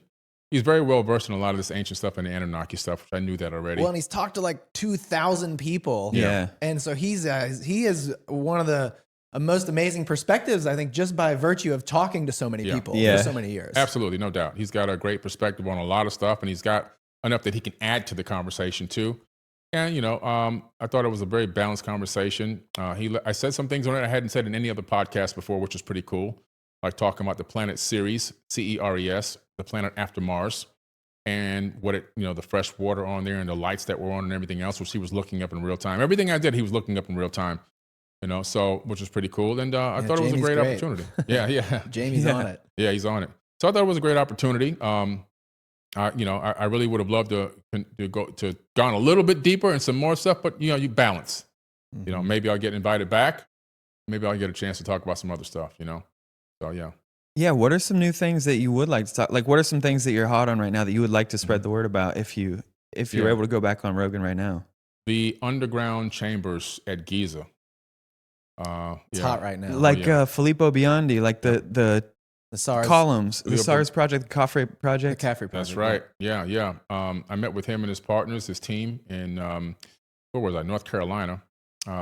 Just a month ago, I think it was. Month ago. Yeah. You guys there, right? Yeah, of course. That's where I met you guys. The hell am I talking about? Yeah, we ran into Filippo as well. Yeah. So Armando and Filippo Biondi, I saw them when I met you guys at the Cosmic Summit. Thankfully, great. Shout out to those guys for inviting me to the Cosmic Summit. George Howard. Yes, George Howard. Appreciate George, man. George is amazing. And so I got a chance to go out there, and I had already done podcasts that went viral about the topic. And I wrote a book called The Compendium of the Emerald Tablets 5.5 years ago. It's been a bestseller for 5.5 years on Amazon. And it beats Graham Hancock like 90% of the time at the #1 spot. Not that there's anything, no competition there. I'm just saying, like, he's this guy is like global, and I'm on my way up. Yeah. And so when I saw that, I was like, this book's ahead of Graham Hancock. I was amazed. So it's not anything against him. It's just like, wow, this is great. Powerful, because my book was like $28 and his was like $14 or something. So it's hard to sell a higher book and be #1 still. So nothing against Graham Hancock. I was just honored to be in the vicinity. Yeah. He's awesome. Just to be in the vicinity. Agreed. And in the book on page 34, I wrote about the underground area beneath Giza based on my own research into the Emerald Tablets and other ancient texts, and also some firsthand accounts from like Herodotus and others. And I show a rendering that I put in the book 5.5 years ago, these columns going down beneath the earth. And I say they go on for miles. And people said, man, this is fake. This is all, but a lot of people bought the book, obviously, but the haters, you know how they are. After this thing came out, they were like, Billy was on the right side of history on this one again. Yeah, those columns are really there. They go down for miles beneath the Giza. And they use an incredible synthetic aperture radar, not just basic one, but they modified it slightly to, I think, 10 gigahertz bandwidth, which allowed them to pick up the minute vibrations in the earth to send it to a computer to create the imagery of what empty space is and what's not empty space, so we can see what's down there. And like we saw at the summit, they have been doing these scans on all types of structures to test this over and over again. And all the time, it was accurate. So I was glad to see that at the summit. But their work is second to none. And so I opened up my messenger, which I rarely open, and there's a message from Armando May. He's writing another book. I have his book here. I had just bought it. And he tells me he would be honored to have me write the foreword for his new book. That's awesome. Like, wow. This guy's got around all these famous people, all these archaeologists, anthropologists, geologists, you name it. Top scientists in the world. And he contacts me. They really resonate with the Emerald Tablets. And in their interviews, they've talked about this information being in alignment, the underground structure being in alignment with the time frame of the Emerald Tablets. And that's what his book is about as well. And they know that I'm the Emerald Tablet guy, basically, and so that resonated with him. And I'm working on a huge project right now. I can't tell you the name of the project, but it's an ancient civilizations project. I can say that. And it's going to be on a massive streaming network. And with Brad Olson's working with me on it. We're both going to be the co-host of this show. And what we're going to do is we're going to get Filippo and Armando to position these satellites over places, and we're going to get some scans and add some more data. So we're looking forward to collaborating with them as well. Which places, if you could scan anywhere on Earth right now, where would you scan? Yeah. Straight to Antarctica. Yes, right? Straight to Antarctica, where they have the bases, where they have the government bases there. Yeah. Every government in the world's got a base, and then except for the Rockefeller bases there, right? Really? Oh, yeah. There's one base is Rockefeller Foundation, and the rest are all governments. And there's this 30-meter opening, 30-meter wide opening in the ice right there, where they've been doing research. And when Buzz Aldrin went down there a few years back, he made a cryptic tweet. He said that we're facing these people, with the people here, we're facing the ultimate evil or something to that effect. And he tweeted that out and it went viral. And then somebody behind him came back and deleted it like, I don't know, a day later, but it was too late. Everybody had screenshotted it and you can pull it up online. But what was he trying to say? What people? It reminds me of Admiral Byrd, who went down. And I know that's like a trip that's sort of all in lore. People, code it with lore at this point. Yeah. But he is on YouTube. You can watch him talking about it. And he says if there's another war, it's going to be fought over Antarctica because the resources are too great. And the interviewers, I think the one that's on YouTube is from like the 70s or something. Mm-hmm. He says, I can't tell you everything, but obviously there's like uranium and some minerals that we know about. There's other stuff. It's strange. Like why can't people talk about it? I know. He said that we have a new enemy, one that can fly from pole to pole with great speed. So whatever's going on down there, now these pyramids are coming up from under the ice. We know that there's a remnant of an Atlantean civilization still down there right now that's probably very well preserved. Are they, okay, so if there's an Atlantean well-preserved civilization, they're probably living under the ice, I would guess, somewhere. Or maybe... Well, the ice came after. Okay. So Antarctica moved into that position during a pole shift of the crust. The tectonic plates slipped, and that landmass shifted at a very high rate of speed into that location, creating a global flood, number one, because displacement of water, the mass displacement. Second of all, the water rushing over the land in that cold region created the flash freezing.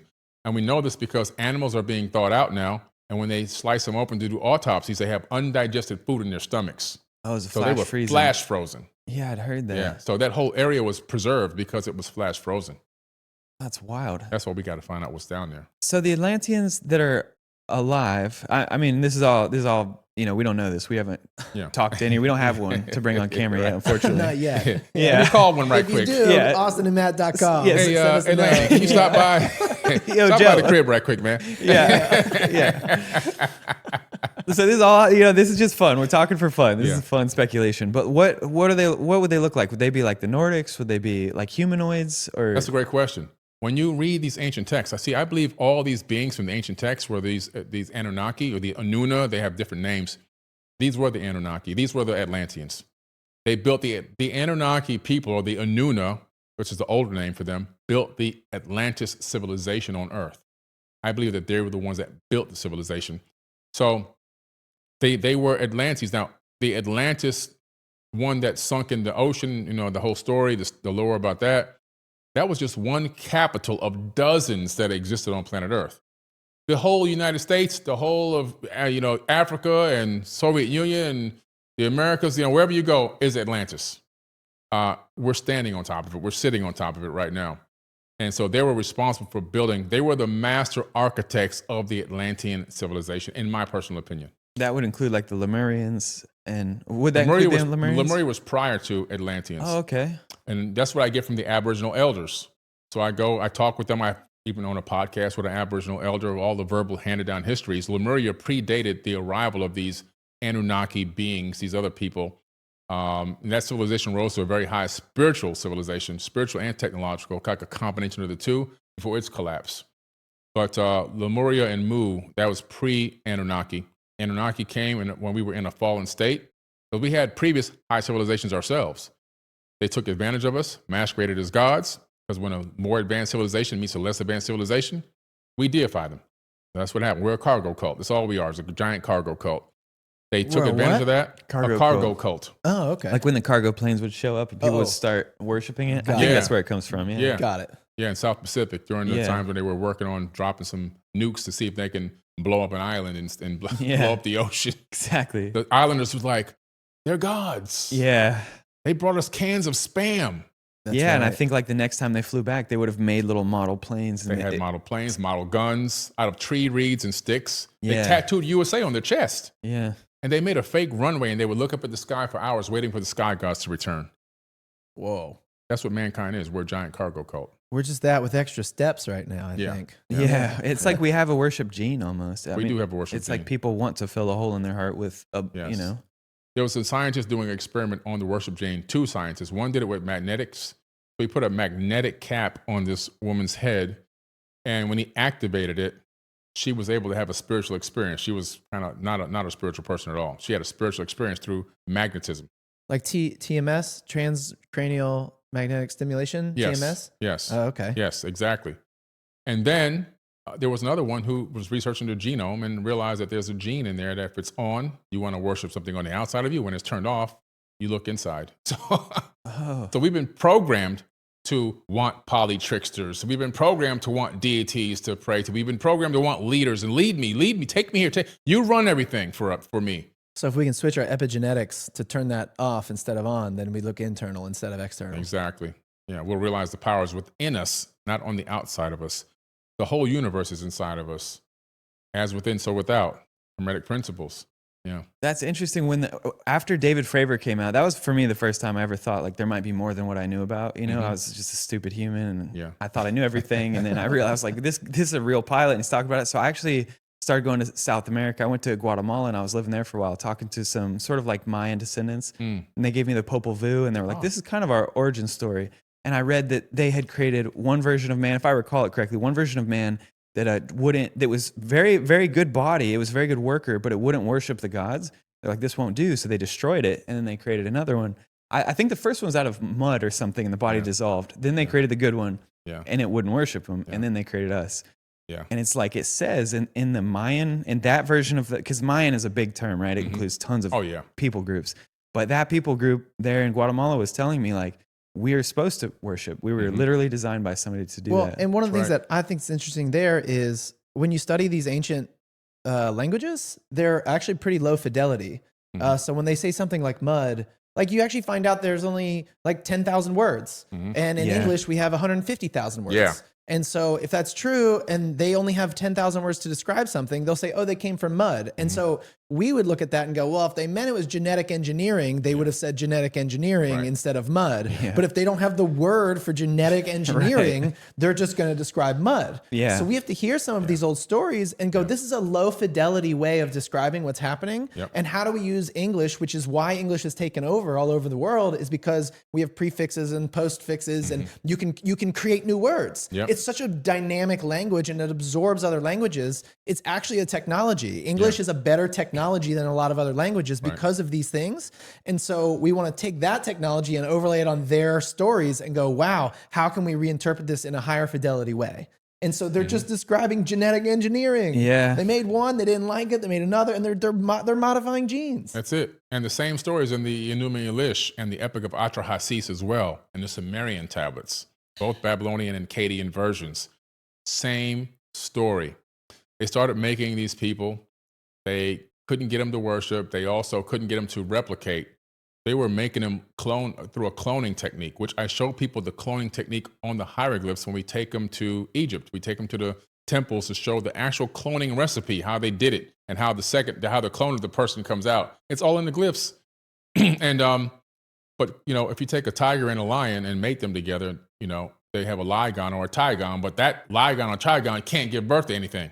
It's like a mule, right, like a donkey mule and a horse, So that was the big thing. So they had these birthing houses, the Hathor's birthing houses, all throughout Egypt. We take people to them, and that's where they were producing these cloned people. We would call those laboratories these days. Yeah, laboratory, exactly, laboratories, exactly. And they couldn't keep up with the duplication process, and because they couldn't replicate. They were unruly. They didn't want to listen. They didn't want to worship. So they went back to the drawing board. Same thing at the Popol Vuh. Yeah. And then Isis says, I will give birth. I will hold the baby. So they took an egg out of one of the existing hominids. They added their essence to it. Now we're talking about making a zygote in modern terms. Inserted it in her womb. Hybrid. Now she was in gestation for 10 months, not 9. And then she's holding up in the tablet. She's holding up on the cylinder scroll. She's holding the baby up. My hands have made it the first Adamu, which means first man. Adam. Yeah, exactly. Adamu. This is where we get the beginning of Genesis, generations of Isis, the generations of Isis in the Old Testament. Genesis is the generations of Isis. Isis was a god, right? Yes, one of the Anunnaki gods. Anunnaki gods. Yeah. Okay. Yeah. So that's where it comes from. Genesis. She's the one who gave the Adamu, and then they replicated. Okay, now we got one. Let's make more. Do you And think so- that do you think that maybe they downgraded us from telepathy down to languages? Oh, yes. And it's a little bit of the Tower of Babel story where they kind of said, because we've talked about this before, where you have these gods and they're saying they're building a tower, and if they do, they'll become like us. And if we really take them at their word, let's say that literally happened, then gods are not going to be scared that these guys are piling bricks of clay on top of each other. They don't care about the height of a tower, it doesn't seem like. And so I'm like, well, what were they building or what was going on? And I think they had to scatter their language. And to me, that means, they went from telepathy, where we all know everything about all the time, we operate as a hive mind. Let's introduce verbal language. And that could even be a genetic engineering project in itself, turning off the gene, which is why some people have telepathy, or it's stronger in some people than others, and then introducing this language. Oh, I agree with you 100%. They literally reprogrammed us. I believe that they shrunk our pineal glands, which is our spiritual antenna. They took away a lot of our incredible gifts that we were born with back then: telepathy, telekinesis, higher levels of empathy and intuition, higher levels of intuition. All those things, the ability to communicate, like you say, like a hive mind. All of that was we had to have a hive mind to hunt. You can't, run around the backside. The mammoth is going to hear you. That's right. It was all done psychically, and then they disconnected our DNA. Now we have junk DNA, which is not junk. And scientists are finally starting to admit that DNA had function and still has some kind of function in the body. They just can't identify specifically what it is. So it's not junk. It's disconnected nodes in the body. It's just code we don't know how to run yet. Exactly. They've disconnected us from our own coding, our own connections in the body. And that's given us this perception of ourselves as if we're this advanced culture, when I believe that our ancestors were way more advanced than us spiritually. Have you watched the telepathy tapes or listened to the telepathy tapes podcast? No. It came out last December, and it was it was the top podcast on Spotify. It beat Rogan for like 8 weeks straight. And it's a 10-part episode where Kai Dickens, she's the producer, she started studying children with autism, nonverbal kids with autism. And she found out, and this is her claim, that 100% of kids with nonverbal autism are telepathic. Wow. And they all go and they visit this place in this dimension called the Hill. And so they're finding out that there's these kids in Atlanta. One child in Atlanta has a friend with this guy in Seattle, and they already know each other's names. And somehow, these moms figure out that they know, and then they meet, and these two kids already know each other because they hang out at the Hill all the time. Wow. And so to me, it's like, like the same way when you go blind, other senses come online because the brain can somehow remanipulate its energy to, I can't see anymore, so let's redirect to smell and sense and all these things, where if you come out nonverbal autistic, you're so severely diminished in so many physical capabilities that maybe the brain goes back to this telepathic state, and it's reinforcing energy and development into that area. I love it. I believe it. There's a scene, there's a series of scenes in a TV show that came out a while back called, it's a Star Trek series, not Generations, but Voyager, Star Trek Voyager. And the Borg, they must have taken it from that concept, because the Borg all of a sudden started traveling to a special place, no matter where they were in the entire universe. Yep.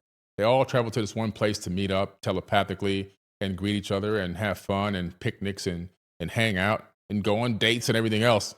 And then they come back into their Borg alcoves and wake up and become a drone again.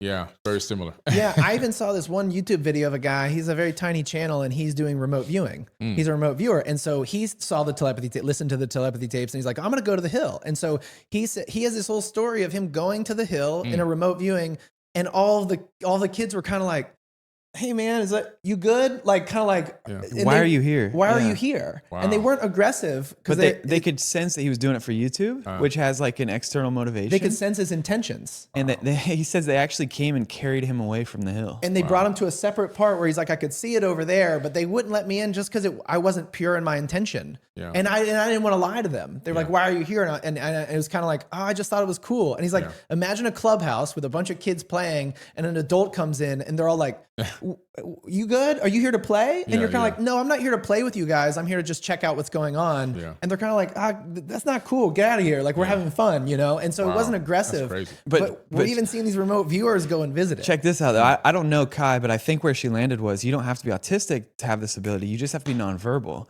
And you can actually just quit talking for a while and you'll develop it.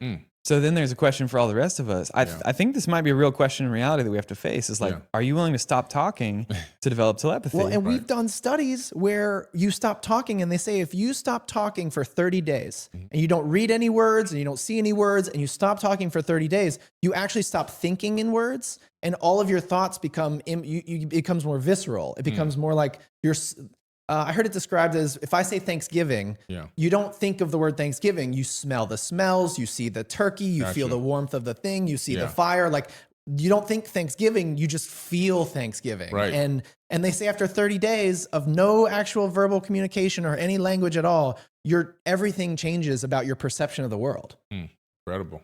I guess that's the sort of thoughts we would share in telepathy. Is more, I would just send you the feeling You of wouldn't say Thanksgiving. You would just feel I would just Thanksgiving. feel, his energy is telling me Thanksgiving. And you would just know, we're in and language is no longer necessary. Yeah. Dude, would you be willing to stop talking for 30 days to get it? I mean, I think about this like, will I? Will I actually do it? After I achieve my ultimate goal of taking my company public and I can take about a year off, I'll try it. Yeah, when I don't have to worry about answering phone calls and going on podcasts, I'd be willing to try it. Gotta go off grid, man. Do it in Bali or something. Like go sit off on the grid, beach. man, and just try it.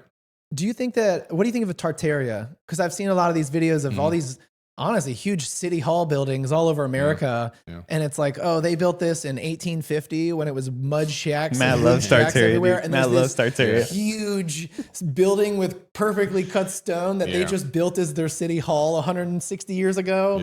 Do you think that's Atlantean? That's Atlantean. Dwarka was Atlantean. That's under the ocean now. They just discovered that, which they thought it was another one of those, myths. It's real. All these places are real, man. They're all here. The evidence of these ancient cultures is left right beneath our feet. And when you go to these sites, the first thing you're supposed to do is look at the base. If you look at the base, you're going to see that those stones don't match the stones that are higher up. Because why? The stones higher up have been replaced, tinkered with, tampered with, repaired. The base stones, the foundation stones, that's the telltale sign of how ancient these sites are. And some of these sites could be 10, 20, 30, 40,000 years old.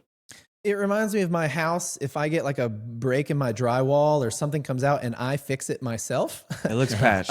It looks patched because I'm not the carpenter who built it or I'm not the electrician who wired it. I'm just the guy who lives there that's like, that doesn't look good. And I kind of just do my best. And you look at these ancient megalithic structures and you're like, whoever built this was different than the person who patched it. Because if the guy who patched it built it, I wouldn't even tell. I couldn't even tell. It would look the same. And instead, it's some lower level worker. Yeah, they don't always tell you on tours. I've been on so many tours of places in Latin America at this point, and now it's so obvious. You walk up and you're like, that's the original. That's where you guys reconstructed. And sometimes they tell you, and sometimes they don't. But so it's cool. Actually, you do tours. You know where the lines are. And I bet in Egypt at this point, you know where every line is. Oh, I know every single place. On every place. See water levels, where water levels were, when water dropped.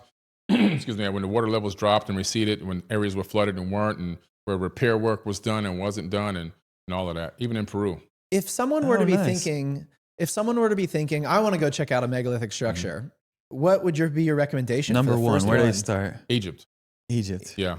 You have to go there because every single time I go, there's always something new. There's so much there still being discovered on a daily basis.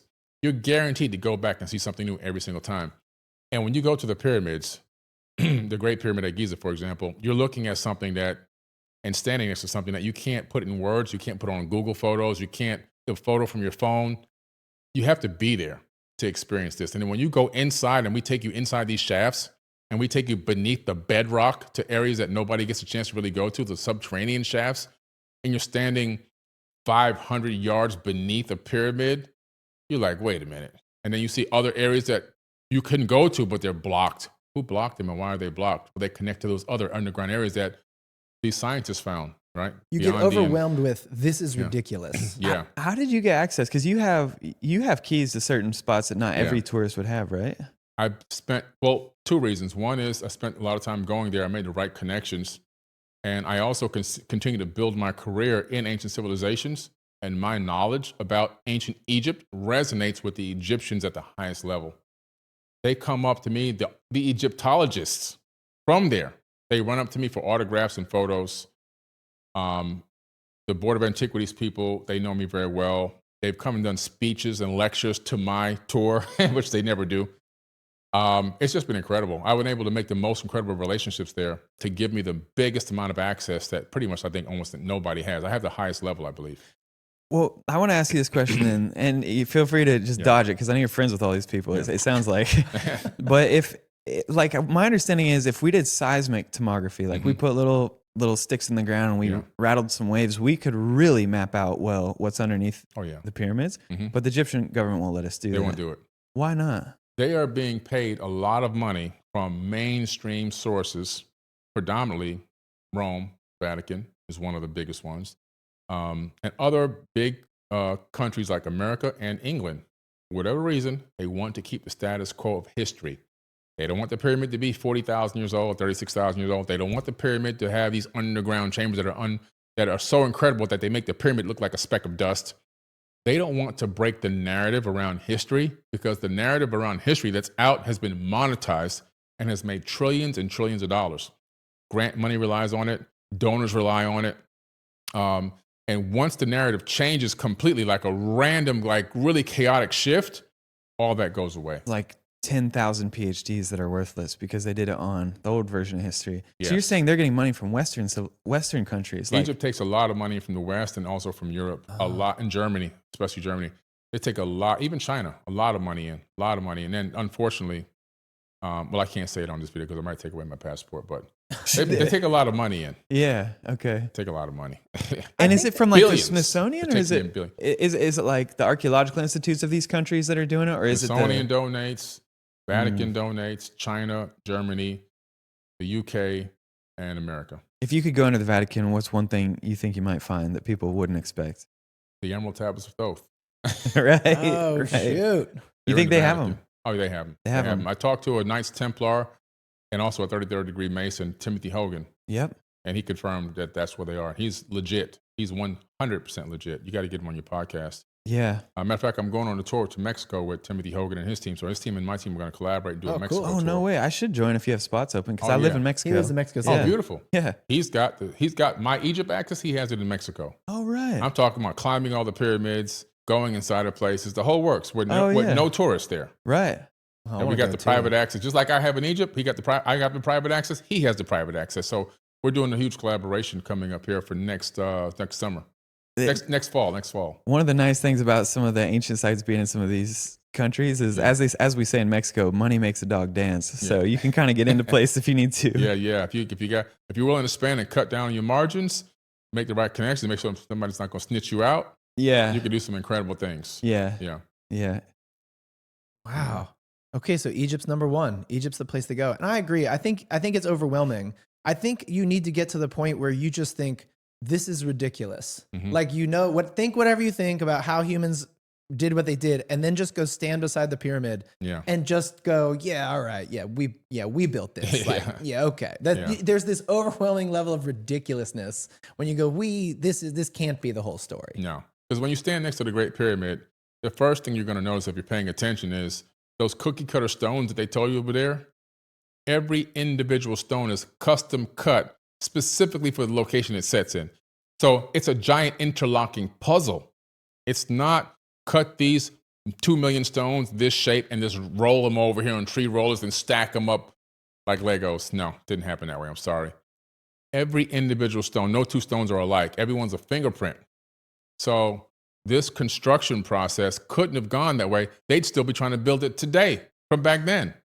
And it would take forever. You see that in Peru as well. I mean, it's ridiculous, the cuts. 8-sided stones fitting in between the masonry. I'm like, wait, why? Yeah. They did it because it's easy. They did it because it was easy. And they were sending us a twofold. One is for seismic activity. The second one is send us a message into the future. Hey, you think you know something?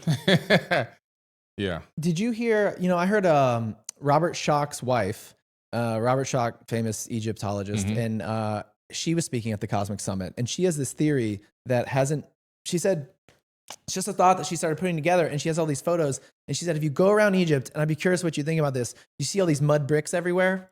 There's mud bricks everywhere. Mhm. And she said, when I saw Göbekli Tepe and then Keren Tepe both get discovered, and they found out they were buried, intentionally buried, Yeah. she was wondering, she said, I wonder if Egypt was actually buried with these mud bricks, because why would they have mud bricks everywhere? And she had photos of places where she was like, why are mud bricks there? And she said, I actually think that it's possible that when we talk about these different Egyptian Dynasties, rulers, when they say they erected this pyramid or this pyramid, she's like, maybe during that dynasty they uncovered that pyramid. Yeah. And so for each ruling emperor of Egypt, during his reign, they took all those mud bricks down, and they took all those mud bricks down. She's right. Because she's right. Because She's maybe right. just as they buried Göbekli Tepe and Keren Tepe, because maybe some global cataclysm was coming, they were like, well, we got to preserve these pyramids too, and they buried them in mud bricks. And then for the last couple thousands of years, we've just been literally uncovering it by moving all these mud bricks everywhere. Yeah.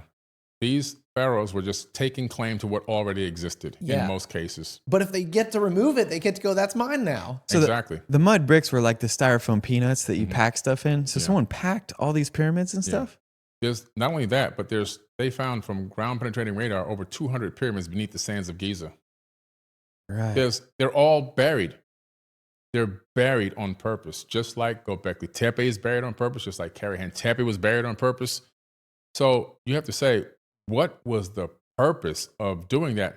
First of all, the logistics of burying an entire civilization.